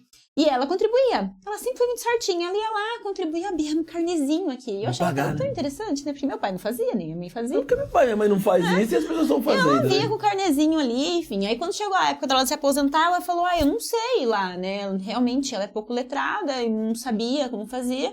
E eu ia, pegava tudo, levava, sentava lá na filinha do INSS, eles escaneavam, né? Tirava cópia, né? E dava entrada na aposentadoria das pessoas. Tudo certinho. Isso, fazia a contagem lá, era lá. Não era assim, você não fazia manual, era lá no INSS que fazia. E nós sentávamos ali no balcãozinho e fazia. E isso foi se arrastando por muito tempo. Só que na faculdade, eu gostei muito do direito do trabalho. Fiquei apaixonada pelo direito do trabalho. Nós tínhamos um professor, que é o Sancler, e o Paulo, né? E eu via eles dando aula e eu ficava admirada, né? Eu gostava muito daquele direito, né? Eu achava bonito. Eles também gostavam tanto, né? Eles gostavam tanto. Que a forma que ele passava acabava encantando. E era filosófico também, né? A forma como eles davam aula. E aquilo foi me encantando muito. E eu acabei, quando saí da faculdade, fiz pós-graduação em Direito do Trabalho e fiquei muito tempo atuando em Direito do Trabalho, né? E aí, começava a vir as demandas previdenciárias. E eu falava, não, eu não vou pegar previdenciário, né? Em que pese eu tinha eu conhecia, mas eu falava, não, vou fazer uma parceria. Então, eu sempre terceirizei, né? Tinha um parceiro, a pessoa chegava e eu falava, você faz. Aí passava pra ele. Você faz. Então, eu sempre falava, não, eu sou uma advogada e sou advogada trabalhista. Me representei assim durante muitos anos. Esse era o título? Muito. Sim, esse era o título. E eu gostava muito, tá? Gostava muito de ser advogada trabalhista. E eu advoguei pro banco, advoguei pra construtora. Mas aquilo começava a me incomodar. E eu faço terapia, né? Eu voltei recentemente, mas fiz um tempo. Muito bom, preciso voltar, viu? Fiz um tempo de terapia. E eu comecei a ter essa crise de identidade, né? De falar assim, eu não me sinto confortável. Eu sento do lado da empresa, não que eu não goste, meus clientes que são empresa, que eu ainda tenho, que é 5% do meu escritório, eu gosto de fazer. Mas eu falei, não faz parte da minha filosofia de trabalho. Você via algumas injustiças? Exato, eu via injustiça e aquilo me incomodava. Por quê? O meu ambiente era assim. Eu cresci naquele ambiente de ver meu pai não receber salário, do empregador dispensar e não pagar verbas rescisórias. Então, quando eu sentava na mesa do lado do empregador e o juiz pergunta, né, a advocacia trabalhista ela é muito ativa e muito verbal. Então, a civil ela é mais escrita, né? E a trabalhista você senta na mesa e vem tudo. Né? Vem tudo ali. Aí o juiz pergunta assim pra você, tem proposta de acordo? Caso eu, empresa. Eu era advogada de uma construtora. Não tem. Mas, doutora, pagou as verbas decisórias? Não pagou. E aí eu pensava, olhava pro meu cliente e pensava, cara, o cara veio aqui, ele deu sangue por você, ele trabalhou. E o trabalhador, ele tem uma coisa só, a prestação de serviço. Ele não tá vendendo produto, ele tá vendendo a mão de obra dele, ele tá vendendo o serviço dele, ele tá vendendo o esforço dele e o tempo dele. O tempo dele, é. Mais importante. E o mais importante. E aquilo me causava muita indignação. Eu saía da sala e ficava desconfortável. É uma coisa que... Era uma ansiedade tão grande que aquilo começava a fechar a minha garganta, sabe? E eu não queria estar naquele espaço. Eu acho que a gente vai ser conversar, doutora, porque já era pra eu estar me organizando pra me aposentar dando aula já, sabe? Então. E aí mudou um monte de coisa pra professor. Mudou. E agora, no mínimo, com 57, né? Mudou. Pra professor, 57. E pra mim, Você se fosse... é municipal ou estadual? Municipal. Municipal? E aí, se fosse por tempo de sala de aula, que antes era 25 anos, Era 25. pra mim falta 5. Faltava 5. Iria faltar 5. É, você não pegou regra de transição, né? Não. E aí eu tenho que trabalhar mais 15, porque não peguei isso. Caramba. Acredita? É. Por isso que eu vou abandonar e vou ficar só As quebrado. regras de transição é bem difícil, viu? Elas são bem difíceis, É, né? é injusto isso aí, ó. Doutor, vamos pôr no pau. Caramba, nem fala. Pois é. Pois é. Não dá pra fazermos a crítica de forma pública. Mas de verdade, a gente ficou inconformado com isso, porque se fosse o tempo lá, quando podia, os 25 anos, que eu comecei Sim. cedo pra caramba da aula. Pra mim faltava 5 anos A já gente pra parar. pode dar uma olhada, né? Vamos fazer um cálculo pra ver. Acredita? Vamos fazer um cálculo e a gente E aposentar, analisa certinho. e aposentar novão. E é novão, 25, né? Eu tenho bastante cliente que aposenta com 20, que aposentou muito novo, né? Que aos 25 anos, também trabalhando em ambientes insalubres. Depois eu falo um pouquinho sobre isso. Mas, enfim, dentro disso que eu trouxe, eu sempre terceirizava o direito previdenciário e dentro desse desconforto que eu disse, fazendo as audiências e trabalhando com empresas que elas usurpavam o direito dos trabalhadores de sempre, né? Era uma coisa corriqueira, principalmente nessas empresas, porque é uma mão de obra menos qualificada, então existe essa informalidade ainda, né? E isso foi me causando muito incômodo, até que o ponto que eu falei, não quero mais. Não quero mais. Fui pra terapia, conversando, e ela trouxe tudo isso. Bia, mas você se identifica com isso, né? Então, quando você senta ali, talvez, se toda essa ansiedade que você sente, é uma identificação que você tem com você, lá do passado, de onde você vem, né? Então, essa sensação de injustiça. E eu falei, não, eu não quero mais fazer isso. E aí veio esse start, né, e eu e minha sócia chegamos e falamos, não, vamos mudar isso aqui. Parou de terceirizar Aí, e começou... Vamos conversar, a minha sócia também faz trabalhista, né, então nós duas éramos trabalhista. Aí eu fiz uma parceria com um escritório, e esse escritório, ele tinha uma demanda previdenciária muito grande. Eu já atendia previdenciário de uma forma não tão escalonada, era pouco, mas atendia bastante lá em Itatiba. E aí eu fui ficando conhecida, né? Não sou, nossa, enfim, só eu faço, não, né? Mas são poucos que fazem. Mas são poucos que fazem. E então eu comecei a atuar mais. E aí depois eu comecei a atuar de uma forma mais escalonada. Aí hoje nós dividimos o escritório. Eu falei, não, eu vou fazer o previdenciário, porque eu acho que carece desse tratamento, dessa forma de ver. Porque o previdenciário, ele é muito... disperso, são muitas leis, né? Não é uma coisinha só, não é só você analisar essa lei, pronto, já sei tudo. Não, ela tem marcos temporais. Então, por exemplo, se você trabalhou até 94 é de um jeito, se você trabalhou após 97 é de outro jeito. E aí você tem que ficar buscando essa interpretação da legislação lá de trás para você conseguir aplicar no cliente que vai se aposentar hoje. Né? Dentro da previdenciária, o que mais aparece? Contagem errada, não contribuição, a informalidade ali, falar, agora eu quero... O que eu tenho que pagar pra conseguir me aposentar? Isso. Vamos lá. É bem interessante, porque o que mais aparece realmente são as pessoas que acham que têm o direito e não têm. Por que elas não têm? Não porque elas não trabalharam. tá? Elas trabalharam e muito, mas elas ficaram invisíveis para o sistema. Por quê? Não faziam contribuição. Então, qualquer um de vocês aqui, vocês vão linkar com alguém que trabalhou muito, que já tem idade e não aposentou ainda. Aí você vai falar assim, pô, por que não aposentou? Porque não contribuiu. Ou se contribuiu, contribuiu errado. Então, por exemplo, se eu sou registrado numa empresa, a empresa tem que fazer esse pagamento. Quando você é registrado, a empresa faz esse pagamento. Mas tem alguns problemas que, assim, geralmente é com o empregado doméstico, tá? Não é só quando você é seletista, mas em indústria, empresas, mesmo CNPJ, eu vou falar desse jeito para ficar mais fácil, dificilmente dá problema, tá? O problema que tem é com a data fim.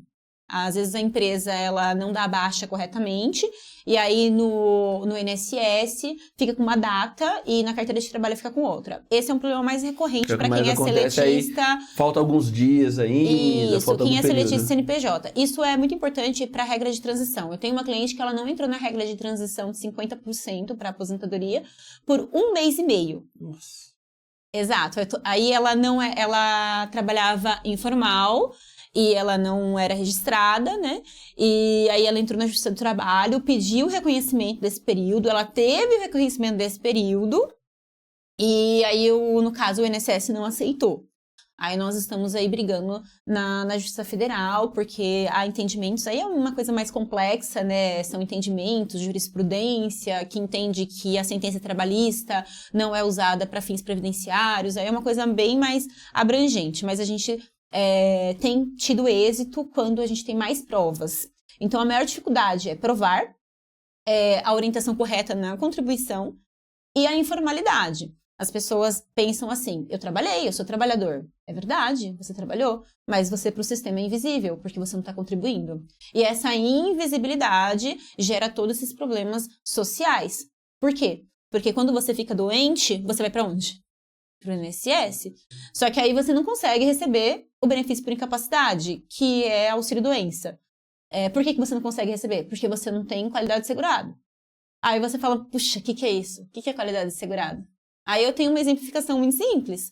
Você contribui lá 15 anos de forma consecutiva para o INSS e você fica desempregado. Vou falar de forma simplificada, por pelo menos 12 meses. Se você tem como prorrogar isso, mas vou falar de forma simplificada por 12 meses. Se você não contribuir por 12 meses, você perdeu essa qualidade de segurado. Então, você não teria esse seguro. Você não tem esse seguro. Eu falo, você paga o seguro. Paga o seguro do carro por 20 anos, por exemplo. Se você não renovar e você não pagar o seguro, você bateu o carro, você tem direito? Já era. Pois bem, é a mesma coisa. O INSS é a mesma coisa. Eu uso esse exemplo há 13 anos, 12, 13 anos que eu advogo. Então, exemplo, eu trabalho registrado bonitinho ali, venho pagando. Uhum. Tá pagando bonitinho. Fiquei desempregado. Depois eu retomei em outro trabalho. Continua a mesma contagem. Não. Não acrescenta? Por exemplo, trabalhei 10 anos, fiquei um ano sem e voltei pro mercado de trabalho. Eu continuo dos 10? Sim, você continua, por exemplo, vai contar. Trabalhei 10, trabalhei mais 1, trabalhei mais 2. Ah, tá, vai somando tudo. Ele conta. Tá. Para efeito de tempo de contribuição, ele Mas vai aí não somar. entra no negócio da idade. Mas, lá, por exemplo, porque... vamos falar de qualidade de segurado, que é um tema muito recorrente e é o que acontece, basicamente. Uma grande parte dos benefícios por incapacidade, que é o auxílio-doença, a aposentadoria por invalidez, eles são negados por falta de qualidade de segurado e carência, tá? Então, ele é o impacto da informalidade. Essa informalidade, ela gera esses problemas e esses problemas, eles vão gerando impacto ali dentro daquela comunidade. Você tem pessoas mais doentes, você tem pessoas mais velhas que não têm acesso ao benefício e aí eles vão para outros benefícios. Quais? Que é o LOAS, que é o BPC. O LOAS é a lei orgânica e o BPC é o benefício de prestação continuada. Uhum. Mas todo mundo conhece como LOAS, então a gente vai usar esse termo aqui. Acaba mais ficando... Que é mais informal e as pessoas conhecem mais, enfim. Então acaba que vão para o LOAS. Então o sistema fica sobrecarregado. Porque a informalidade, ela prevalece. E ela prevalece por quê? Por vários motivos. Ela prevalece porque a pessoa, às vezes, eu falo isso pro meu cliente, às vezes ele fala assim, doutora, quanto que eu tenho que pagar? Eu tenho que pagar 130, 135 reais por mês. Doutora, eu não consigo pagar 135 reais por mês. Porque 135 reais por mês é minha mistura, é o leite do meu filho. E aí certo? entra naquela, ou eu pago, ou eu... Ou eu fico sem a mistura. Fico sem a mistura. Exato. Então, você tem vários problemas sociais dentro da falta de contribuição e a própria informalidade. Eu vou citar isso porque é um tema bem recorrente e tá viral. Não sei se você chegou a ver, eu acredito que sim, vocês estão na internet e vocês devem ter visto aquela questão da... você é PJ ou CLT? Uhum. E nas escolas tá tendo isso, né? Que teve um aluno que viralizou porque falou que o pai era CLT, que a mãe era CLT. Então, isso viralizou, eu fiquei observando aquilo. E a gente discutiu isso dentro do escritório, falando, meu Deus, mas o que está acontecendo, né? Porque não que seja errado você ser PJ ou você ser CLT, a discussão não é essa. A discussão é essa questão da informalidade, porque se você é uma PJ, mas você está regularizado, está fazendo o seu prolabore, ou você é um MEI que contribui corretamente... Tá ok. Tá tranquilo, né? Certo? Agora, se você é seletista e o empregador seu tá fazendo a contribuição, você contribui com a sua alíquota, você já viu no seu lerite, você tem a sua alíquota, o empregador tem a alíquota dele. Então, você também não tá nessa informalidade. Então, calma. As coisas não são bem assim. Porque, às vezes, a pessoa que se denomina PJ, ela tá informal. Aí ela não tem um FGTS, ela não paga INSS, ela fica totalmente vulnerável. Então, essa questão do empreendedorismo, ela é muito bacana, tem que ter essa oportunidade mesmo de empreender e ela tem que ser para todos, mas nós temos que tomar cuidado. Essa é uma das perguntas. A gente conversou um pouquinho sobre isso ontem aqui, meio por cima, que... existe a cabeça do PJ e existe a cabeça do CLT. São dois pensamentos diferentes. É verdade. A pessoa que pensa PJ, pelo menos eu vou falar muito pessoal mesmo. Não, eu até falei brincando em relação ao professor, de aposentar, mas na cabeça do PJ, pelo menos na minha, não passa nunca a aposentadoria. Tipo, pensar de receber uma aposentadoria do governo. Entendo. Na minha concepção. E eu acho que grande parte dos PJ também, tipo, não sei se é uma regra ou tudo, mas acho que eles não pensam assim, uma aposentadoria vindo do governo, então não se preocupa com isso. Porque até mesmo eu sempre vou empreender e sempre vou ter a minha renda. Não vai acontecer nada que me tire isso. Eu posso estar de cama, mas eu vou continuar pensando uma forma de empreender. Então não pensa muito nessa contribuição, é o que eu acho. Tá. Sim, é algo que é recorrente no escritório. Obviamente, quando você fala de aposentadoria, a maioria das pessoas que eu pego para aposentar são seletistas, tá? A maioria das pessoas que aposenta bem, eles são da indústria, porque aposentam mais jovens, e eles conseguem fazer uma comprovação que eles estavam expostos a agentes físicos, biológicos e químicos. As indústrias, antigamente, era... Na escola eu também tô. Risco de morte na escola. Alta periculosidade ali. E então, a maioria das pessoas que eu aposentei, eu consigo uma renda mensal maior justamente desses trabalhadores, tá? Também tenho bastante pessoas que chegam no escritório que são PJ, e tenho familiares que às vezes não falam assim, não, mas eu vou contribuir com o mínimo aqui e eu não tô preocupado com a aposentadoria do governo porque eu vou investir, eu vou ter um retorno diferente, eu vou, sei lá, vou construir casa de aluguel e assim vai indo dentro dessa cabeça do PJ, que é do empreendedor, tá? PJ, pessoa jurídica. Né? PJ, pessoa jurídica, a cabeça do empreendedor, e ele vem, eu sou empreendedora, eu contribuo para o INSS. E as pessoas precisam entender que o INSS é um seguro, certo? Então, quando a gente traz assim, aposentadoria, só fica assim, eu vou contribuir e eu vou me aposentar. Só que o INSS não é só isso. Lembra que eu disse que é perigoso esse pensamento justamente pelo fato de que muitas coisas podem acontecer até a sua aposentadoria. Você pode morrer, você pode ficar doente. Se você morrer, a sua família não tem pensão por morte, certo? O seu negócio tem que estar muito saudável para a sua família assumir. Às vezes, e muitas vezes, é prestação de serviço. E aí a família não consegue assumir aquela prestação de serviço, eu sou advogada. Meu marido, tudo bem, ele também é advogado, mas meu filho não é advogado, e aí? Quem que vai assumir aquela condição? certo? Então, a pessoa não tem a pensão por morte. Você tá andando na rua, quebrou o pé, você ainda consegue aqui fazer o podcast com o pé quebrado, certo? Só que se o cara trabalha... Uma doméstica, por exemplo. Fazendo uma doméstica, por exemplo, que eu pego muito casos assim, que a pessoa é faxineira, que a pessoa é diarista, ela fica literalmente marginalizada. Então, a Previdência Social, ela é muito mais que a aposentadoria. E aí eu vejo muito isso. A internet, ela traz muita informação, mas desinformação. Então, quando eu tô falando para um público que ganha bem, e aí você traz essa condição de, eu vou juntar um dinheiro, né? Eu vou juntar um dinheiro para ter uma aposentadoria no futuro. Quem é esse público? Vamos falar da realidade do Brasil hoje. Vamos falar que as pessoas ganham de 1.500 a 3.000 reais. Quando chega a 3.000 reais? Que ainda, se você for ver, já tá muito bom, né? Hoje, vamos falar de um aluguel que é quase 2.000 reais. Então, como que esse trabalhador vai juntar dinheiro? Para ele ter essa aposentadoria aí que o PJ falou.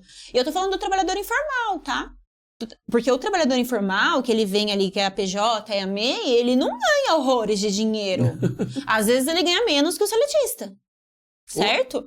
Mas existe, além do anseio de empreender, né? Existe também o próprio ego de falar, não vou trabalhar para os outros, vou trabalhar para mim. Vou ter meu próprio negócio. Vou ter meu próprio negócio e tá tudo bem. Só que você precisa entender que a Previdência Social ele é um seguro. Ele é um seguro, ele não é só aposentadoria, ele é um seguro.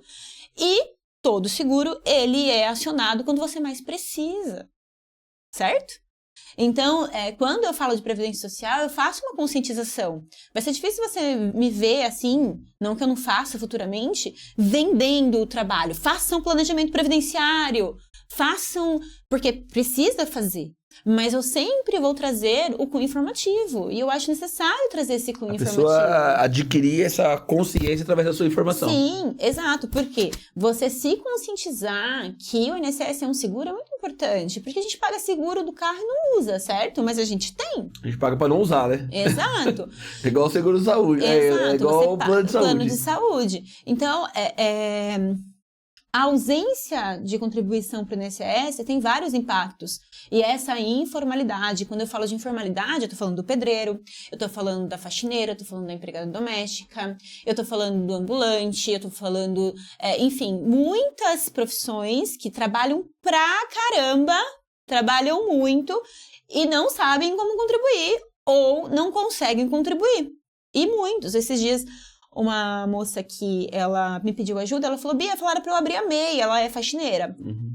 Ela falou, Bia, falaram pra eu abrir a MEI. Eu falei, mas por que você quer abrir a MEI? Falaram que é mais barato pra contribuir. Aí eu falei, certo, mas você tem que pensar bem, porque a MEI só te dá direito à aposentadoria por idade. Então você é jovem, dependendo de como for, e tempo que você contribuiu, por tempo de contribuição chega primeiro que a MEI. E aí a contribuição tá errada. Entende? Então, as pessoas também vão muito pelo que os outros falam, sem conhecer o caso específico. Com certeza. Além da MEI ser mais em conta para recolher para a Previdência Social, ela é mais barata, ela é 5% do salário mínimo, né? Enquanto que você vai recontribuir como facultativo ou como contribuinte obrigatório, seria 11%, né? Não, 11% na alíquota simplificada e 20% na alíquota normal. O que é isso? A alíquota simplificada, ela te garante somente aposentadoria por idade, certo? Alguns benefícios específicos.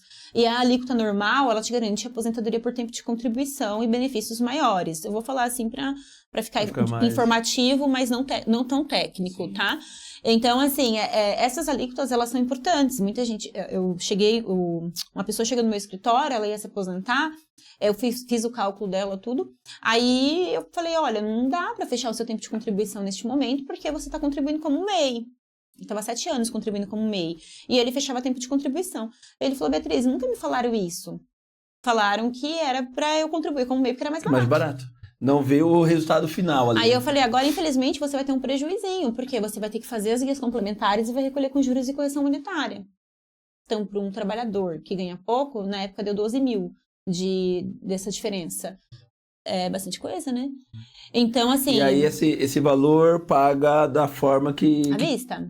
É à vista? Para você se aposentar agora é à vista. Você pode Mas- parcelar, mas você teria que esperar dar o tempo Pra quitar tudo. quitar tudo para poder se aposentar. E às vezes não compensa, né? Às vezes, por exemplo, você aposenta, 4 meses da sua aposentadoria quitou aquilo que você pagou de complementar, né?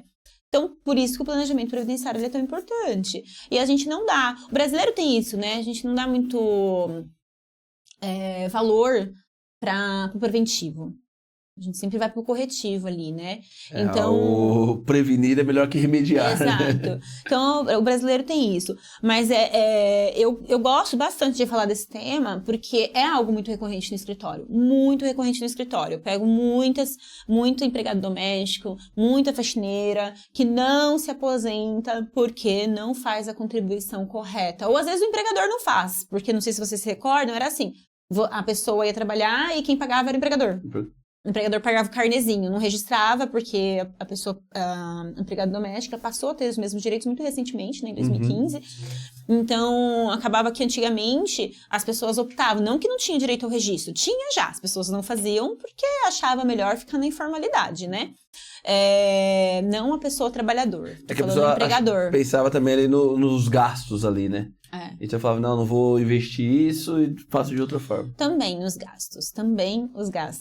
Aí eu sempre falo isso, como também, porque eu sempre falo que é uma questão social mesmo, né? Sempre acharmos que a informalidade ela é melhor porque o empregador, em algumas vezes, ele acaba entendendo que aquela mão de obra não vale tanto, tá? E eu entro nesse aspecto mesmo. Não é só salário, não é só pagar bem. É muito importante. É a valorização da pessoa também, É né? a valorização da pessoa.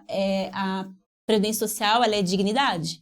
Então, assim, quando a gente traz esse tema, é um tema chato, né? Mas ele é muito importante. Ele é muito importante, porque se você entrevistar a maioria dos advogados previdenciários, eles vão pontuar na falta de contribuição. E quando eu falei do PJ, eu falei bem sincero mesmo, porque a gente conversa com bastante empreendedor e a cabeça é essa mesmo.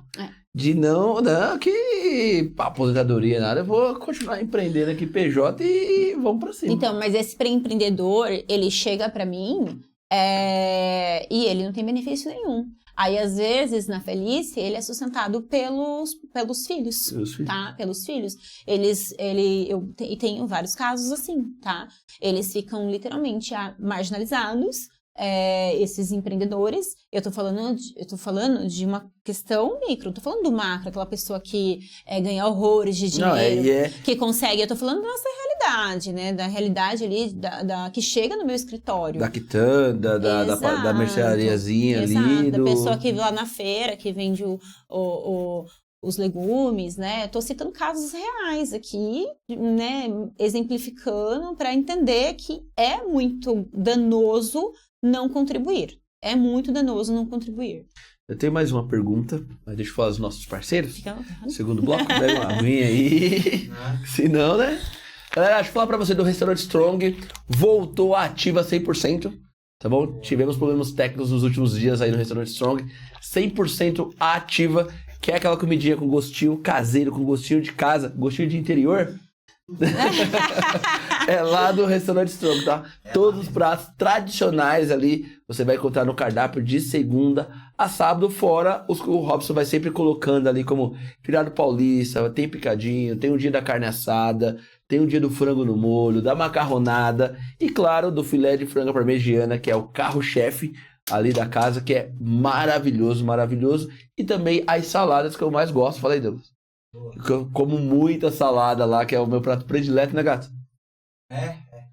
A salada à moda, então é maravilhosa. Então faça o pedido através do QR Code aqui na tela que eles entregam na sua casa. E para os empreendedores aqui do centro de Francisco Morato, você pede, ele dá uma atenção especial ali para você não perder muito tempo fora do seu trabalho e também no seu horário de almoço ali. Então você pode fazer o pedido ali e colocar da loja que você trabalha, que ele dá uma acelerada para você maximizar o tempo ali que você tem pro horário de almoço, tá bom? Fica ali do Shopping Morato, piso 2, na praça de alimentação. Isso aí. É isso aí. Falar também do espaço de beleza, centro de beleza por pose, que vai cuidar do seu cabelo, maquiagem, unha, pé e mão, cílios, sobrancelha, para ficar ainda mais bonita. Agenda o seu horário aqui com as meninas lá. E no centro de beleza por pose, elas não cuidam só na parte estética. Toda a parte de mentalidade, a parte espiritual também tem um trabalho terapêutico por trás ali com o Projeto Casulo, junto com as meninas terapeutas, que faz total diferença, não só na parte estética, mas na sua parte emocional e espiritual também, tá bom? Agenda o seu horário aqui com as meninas, já falar agenda uma consulta, mas acaba sendo uma consulta com a parte estética ali, que acaba sendo integrado. E também sigam ela nas redes sociais, ó, por pose, _ centro de beleza.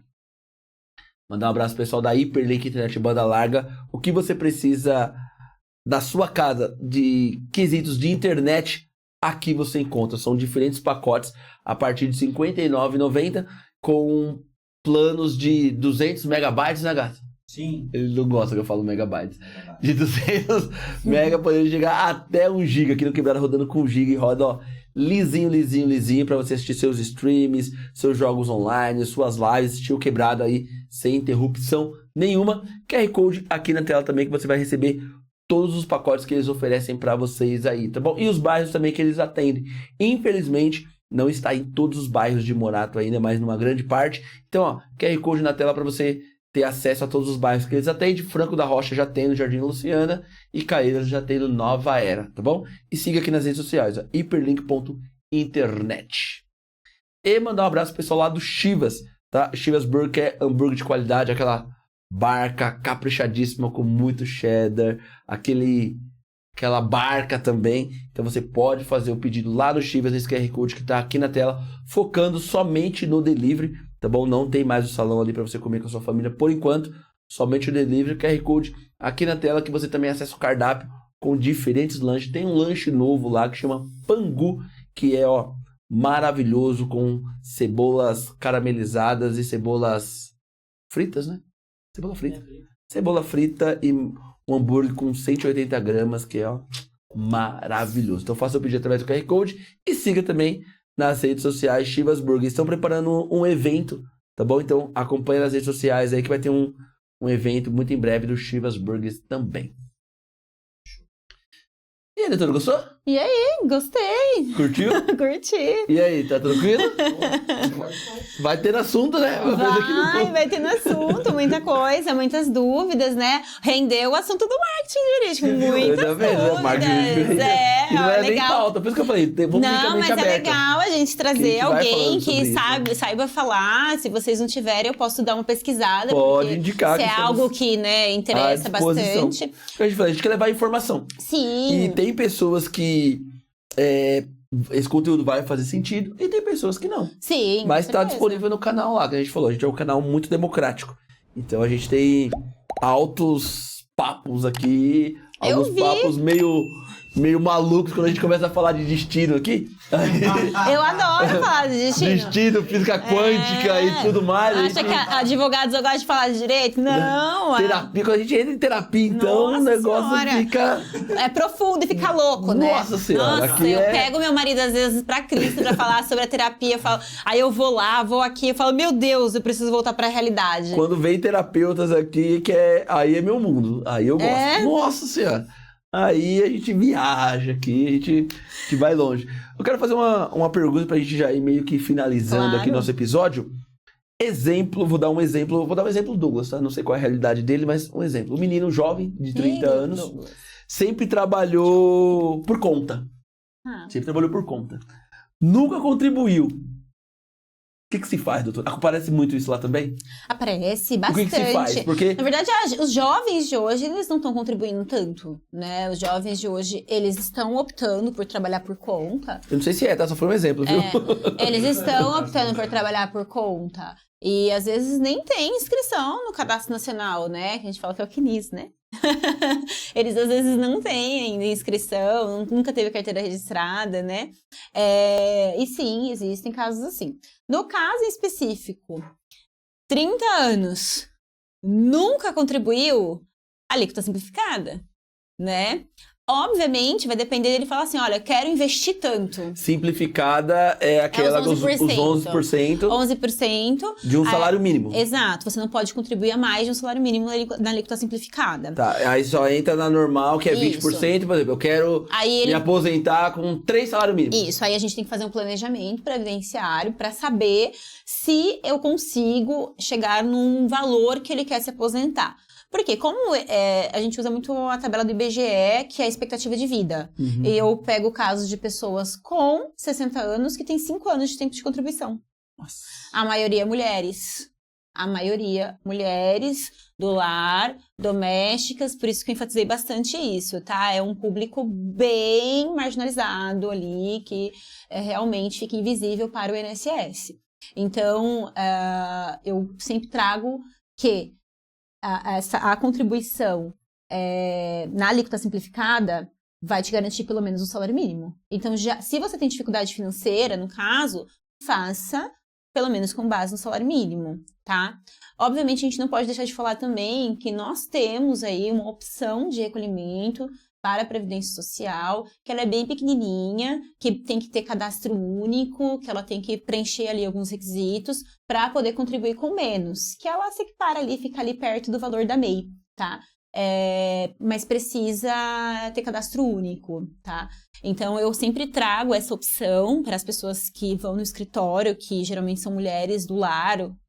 Quando exerce alguma atividade remunerada, eu sempre opto para falar para recolher certinho, né? Ou com 20% ou na alíquota simplificada, dependendo da condição financeira da pessoa. Porque até mesmo é a longo prazo. Então você coloca ali o 20% do salário mínimo, tem que ter realmente esse planejamento, porque a pessoa não sabe o dia de amanhã, né? E se você faz e você não consegue honrar esse pagamento? Se você então, eu acho que acontece também. O pagamento em dia, ele é muito importante, porque nós temos um instituto. As dúvidas. Que é muito difícil, porque assim, né, eu vou falar isso e é uma realidade, algumas coisas são muito técnicas. Então, por exemplo, a gente tem o tempo de contribuição, a qualidade segurada, a carência e o período de graça. Em inglês pra vocês, né? Total. Então, falou de graça pra mim, não tem que pagar. Então, esses termos, eles são muito técnicos e aí é difícil você simplificar. Mas exemplo que você trouxe, a pessoa pagou atrasado, não vai contar como carência. Ela conta como tempo, mas não conta como carência. Então, uma aposentadoria por idade, por exemplo, ela precisa ter 180 de carência. Se a pessoa, por exemplo, pagou atrasar 10, ela vai ter 170. Então, precisa porque aquele pagar. em dia não vai conseguir, não vai contar. Então, quando você trouxe essa questão, a pessoa ali, ela tem 30 anos, nunca contribuiu. Se ela vai recolher mais 30 anos, ela vai estar ali com 60 anos, certo? Não é isso? Isso. 30, 60 anos. O homem se aposenta com 65. Hoje, a aposentadoria para o homem, você tem que ter no mínimo 35 anos. Então, pensa bem. De contribuição. De tempo de contribuição. Então, se você fizer uma conta básica na sua cabeça, isso eu tô falando mínimo, tá? Que tem as regras de transição. Hoje, se você fizer uma conta básica na sua cabeça, ele vai chegar numa idade bem avançada e não vai conseguir se aposentar por tempo de contribuição. Perfeito? Por isso que agora vai pro PJ, mano. Porque... Então, assim, precisa, de fato, fazer um planejamento previdenciário para saber, olha, Beatriz, eu posso contribuir com isso, eu quero me aposentar com isso, como que eu faço para pagar o menos ou para me aposentar melhor? Eu sempre falo que não existe o melhor dos mundos. Não existe o melhor dos dois mundos, né? A gente precisa ter essa consciência. Eu preciso contribuir para me aposentar. Ou eu preciso contribuir. Lembra que eu falei que as pessoas pensam muito na aposentadoria? O meu foco nunca é esse. Só aposentadoria. Porque você vai fazer só logo esse link. Compensa eu CPJ, compensa eu investir dinheiro, compensa eu fazer outras coisas. Eu foco sempre que o INSS é um seguro. E sendo um seguro, ele precisa ser pago em dia e corretamente. Então, eu sempre pondero com todos. Recolham para o INSS. Da forma como a pessoa tem condições, mas recolham. Por quê? Hora ou outra pode acontecer algum tipo de sinistro na sua vida e você vai ficar sem uma assistência necessária em um momento mais difícil da sua vida. Especulação. Especulação, o pessoal falou bastante, eu não sei o quanto que é real. a gente vê o aumento dos PJs. Ai, que medo das perguntas. Não, eu falo... Ai, que medo. Ele já me fez uma pergunta tão difícil assim, porque sem fazer planejamento, fazer cálculo, é muito difícil. Então, assim, logo assim você bate e fala, olha, vai aposentar com salário mínimo, porque dificilmente as pessoas hoje elas querem contribuir com mais de 11%, tá? Vou ser bem real, bem realista. Mas vamos lá. A especulação, né? Vem aumentando o número de PJ, as pessoas ou não contribuintes. A expectativa de vida tá aumentando.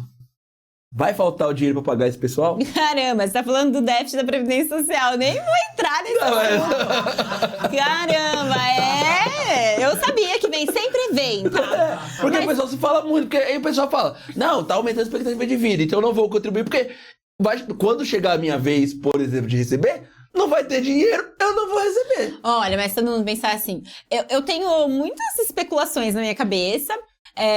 Tem um aspecto político que eu falei que eu prefiro nem adentrar. Mas vou te falar, antes de vir pra cá, eu fiz uma pesquisa. Antes eu vim na semana fazendo uma pesquisa e eu vi no IBGE que a média de trabalhadores informais tá ali entre 40 milhões. Acho que é isso. Preciso conferir, mas eu fiz uma média de uma pesquisa porque eu sabia que talvez viesse ali uma pergunta. E a gente tá falando de uma informalidade muito grande. E aí você linka com várias outras situações. Exemplo, as pessoas estão querendo ter menos filhos. Hoje eu tive só um filho, nem sei se eu quero ter outro. Então, assim, automaticamente nosso sistema contributivo o mais jovem banca as aposentadorias do futuro, certo? Então, se as pessoas não estão querendo mais ter filhos, a gente vai diminuindo... A estimativa, assim, de 40 milhões, mas se a estimativa era em 2022. Viu? Tá vendo? Eu falei, eu não tô errada. Eu vi pelo IBGE. Representando 42,1% da população. Opa. Muita coisa, né? Aumentou, com certeza. Muita coisa. Então, eu fiz a pesquisa antes de vir pra cá. E você no batidão do dia a dia trabalhando, você não se preocupa com isso, né? Aí eu falei, bom, eu vou pro podcast falar de informalidade. Eu preciso dar uma olhada nisso aqui. Eu fiquei assustada com a quantidade, né? Eu falei assim, caramba, meu. Então, respondendo a sua pergunta, muito difícil a gente ter uma conversa sobre o superávit ou o déficit da Previdência Social. Nós temos aí trabalho da USP, trabalho até políticos falando isso, viralizando. Eu não entraria nesse tema, justamente pelo fato de que é um tema muito abrangente, é um tema que fala de números, e a gente vai fazer uma especulação. Vai ser só uma especulação. Vai ser só uma especulação. E com respeito aos ouvintes, né, e as pessoas que nos assistem, e até a própria, aqui, vocês, não, né? Eu perguntei porque eu acho que o tema... as pessoas vêm com esses questionamentos sim, mesmo. todos os dias, e eu sempre falo isso. Lembra que eu pautei de novo? Falei, pense na Previdência Social como seguro. Se você sempre pensar na aposentadoria, tudo que é muito a longo prazo, as pessoas tendem a virar os olhos. Pior que é mesmo. Então, igual quando a gente fala até mesmo de investimento hoje, né? Vou investir em tal coisa. Quando você pensa, para 10 anos, para 15 anos, para 20 anos, o pessoal fala, puta, é muito tempo, velho, não vou conseguir esperar tudo isso. Sim. Mas você vai colher os frutos depois, não é hoje, né? Sim. E, por exemplo, no caso da Previdência, é uma coisa que você não quer ficar doente para utilizar, você não quer ter um acidente para utilizar, mas caso aconteça, você está assegurado. Sim.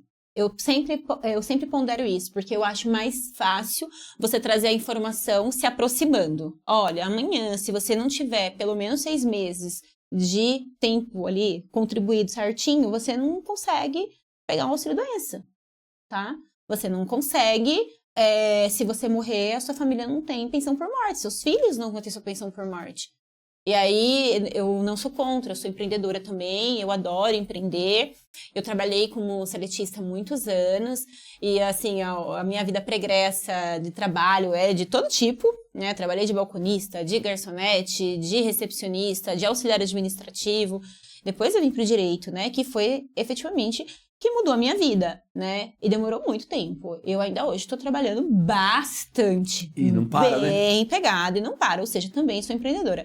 Então, eu jamais faria crítica ao PJ nesse sentido. tá? Eu acho muito importante você correr atrás dos seus sonhos, você acreditar realmente que o empreendedorismo muda vidas. Eu acho que o maior investimento, e eu sempre preguei isso, é empreender, porque você colocar seu dinheiro na conta lá, deixar guardadinho, ser só investidor, do meu ponto de vista, você não contribui para a sociedade. Então, você contribui para a sociedade criando emprego, levando informação. Então, essa minha visão de empreendedorismo é isso, você devolver para a sociedade, tá? Então, essa forma de devolver para a sociedade é com emprego, com informação, né? Então, de fato, a única coisa que eu falo para esses empreendedores é tomarem cuidado com essa falsa expectativa, tá? Fazer a contribuição, não ficar na informalidade, porque hora ou outra você pode precisar e você não vai ter. E até mesmo pensando no empreendedorismo no geral, ontem a Camila estava aqui e falou com a gente também, não é toda empresa que dá certo, né? E aí você fala empreender, não vou fazer outra coisa, e aí passa um tempo sua empresa fecha. E aí sua empresa morre ali, e aí? O que você vai fazer? Começar tudo de novo, e aí acho que bagunça tudo, né? Por isso que eu falo para você ver a Previdência Social sempre como seguro. Além de pode ser que não dê certo, né? Pode ser que dê muito certo, mas pode ser que não dê certo. Só que eu sei que já tá finalizando, mas eu quero falar disso, porque eu acho muito importante. Eu tento sempre não entrar em viés político, porque eu nunca sei o posicionamento das pessoas, e isso é muito temerário, né? Dá medo. Mas a gente confunde muito empreendedor com trabalho informal. Tá? A gente confunde muito empreendedorismo com falta de dignidade, tá? E eu vou falar isso, e eu sou deste universo, eu trabalho muito tempo com isso, então vamos falar aí de Uber, aí você vai falar, pô, mas eu conheço o Uber que ganha mais que o CLT. Legal, mas ele não tem nenhuma segurança. Não tem nenhum respaldo em nada. Eu né? conheço os caras que trabalham no iFood. Eu conheço também. Eu pego os caras lá que sofrem acidente de trabalho,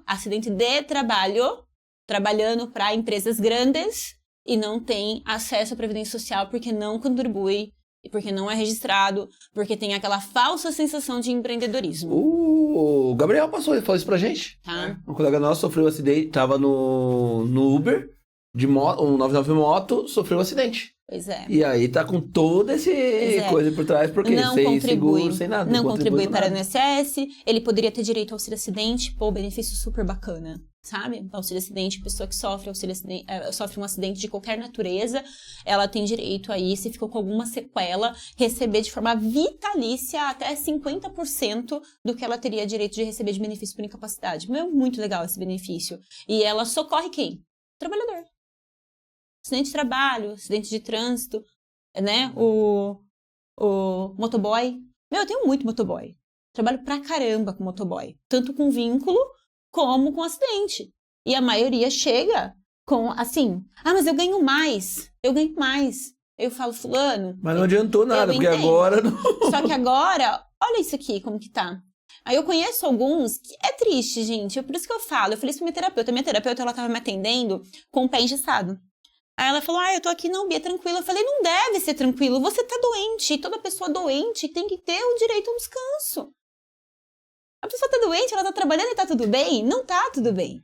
Então, quando o motoboy, ele chega e eu vejo isso, e vocês também devem ver, faz parte da realidade de vocês. O cara trabalha com o pé enfaixado. Isso aí até de gesso do braço, o cara tá lá. O cara tá lá no boquete da pizzaria, aguardando a pizza vir, aí chama um amigo, leva lá pra mim, eu tô aqui. Aí eles dividem a diária. Eu não tô falando, eu sei, eu conheço meu público, tá? Eu sei porque isso acontece. Então, quando você me traz essa questão de empreendedorismo, eu não tô falando pro empreendedor. Tá falando pro... Tá? Por quê? O trabalhador ali Exato. de... Eu tô falando pro trabalhador que o sistema vende pra ele que ele é empreendedor. Ele não é empreendedor. Entende? E aí fica na informalidade, Ele fica fica- marginalizado. Ele fica marginalizado, ele fica na informalidade. As grandes empresas, elas vendem aí como se elas não tivessem responsabilidade. O judiciário vem também, e eu lido com isso todos os dias. Alguns a gente consegue vínculo, outros a gente não consegue vínculo. E aí fica nessa informalidade durante muitos anos, sem contribuir, morre. E eu pego muito motoboy nessa situação. O cara morre, a família fica sem nada. Aí ele vem entrar com um pedido de vínculo contra a pizzaria, não para processar a sua pizzaria para receber os benefícios dela, mas para processar, para ter direito à pensão por morte, para os filhos dele ter direito à garantia da pensão por família. morte. Então, assim, eu sempre falo isso, lidar com direitos sociais é muito mais complexo. A discussão, ela nunca é superficial, ela é muito profunda. Então, por isso que eu quero pontuar isso, porque a gente levou para um caminho do empreendedorismo, sabe? E o empreendedor, com sucesso ou sem sucesso, ele está trabalhando para ele.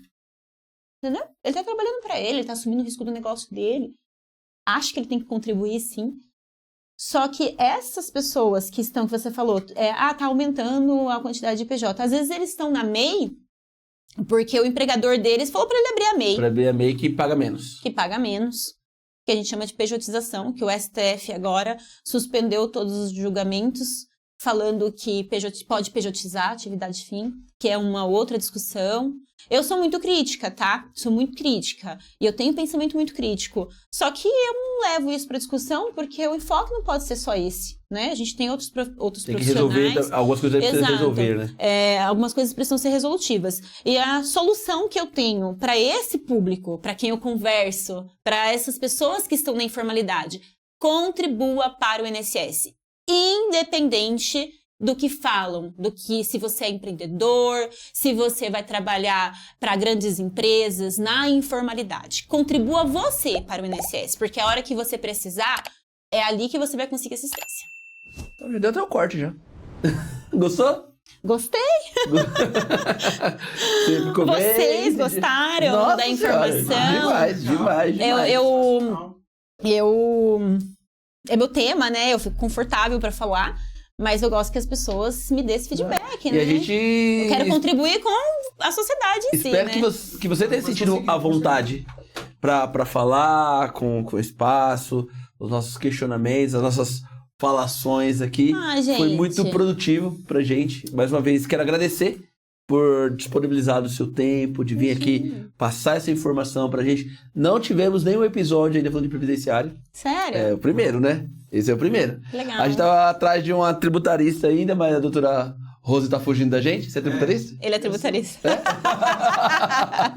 A doutora Rose e a doutora Tiffany tá fugindo da gente. É mesmo? Mas muito em breve vai vir aqui também, vai vir a doutora Joana para falar um pouquinho de trabalhista também. Legal. A gente quer trazer Legal. vários nichos aí. Tinha a doutora Jaqueline que ia fazer um podcast só voltado para a área jurídica e acabou se desviando no meio do caminho, foi fazer outra coisa, mas a gente tá na luta ainda para arrumar um podcast jurídico, né, Mas gato? vamos conseguir. Vai dar. vai dar Mas certo. é difícil fazer um podcast jurídico, porque você tem que transformar numa linguagem muito acessível, Muito né? acessível. Pra ele conseguir atingir o público mesmo. Então, né? e depende do seu objetivo.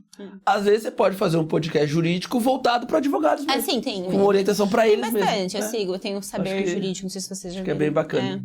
É bacana. Mas eu gostei muito. Obrigada Gostou? a vocês, Te agradeço. claro. Vocês são Manda um gente recado para todo mundo que boa tá nos demais. assistindo aí, pra gente finalizar. Manda um recado de orientação, ou de agradecimento, ou uma mensagem. O tempo é seu, à vontade. Caramba, assim, focado diretamente. Exclusivo. Exclusivo.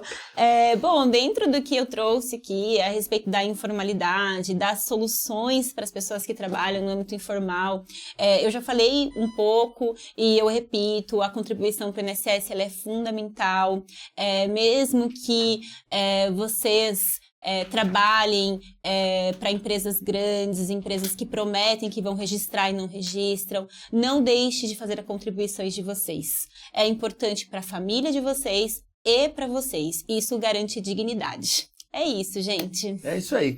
Galera, queremos agradecer vocês mais uma vez por acompanhar o Quebrada. Se inscreva no canal, ative o sininho, curta, comenta, compartilha, manda lá no grupo da família, manda pra todo mundo. Acompanha a gente também no Deezer e no Spotify, todos os nossos episódios estão lá, tá bom?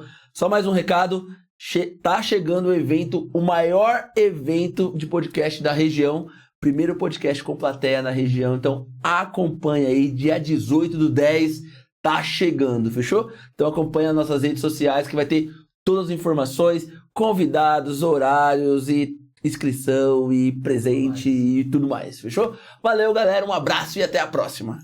Fui, galera, um abraço. Tchau. Valeu. Tchau, tchau. Um abraço. Aê! Gostou? Ai, eu gostei. Gostou mesmo? Muito obrigado, de verdade. Tô aqui, eu falei, vamos levantar agora. Essa perna tá de boa. Tá vendo? Não Olha tá o tempo aí, ó. tremendo. Falando, meu, Ah lá. 1h30 é muita coisa. Você sabe que na hora que eu vim pra cá, ele falou assim, amor, tenta falar devagar. Eu falei devagar? Falou. Falou, ó. Não, todo mundo conseguiu. Mostra o Lucas aqui, ó. Lucas aqui. Porque- Nosso amigo Douglas. E eu, obviamente, né? Opa. Isso aí, galera. Valeu, pessoal. Um abraço Valeu, e até a galera. próxima. Tchau, tchau. Valeu. Ai, que bacana. Gostou Foi muito- mesmo?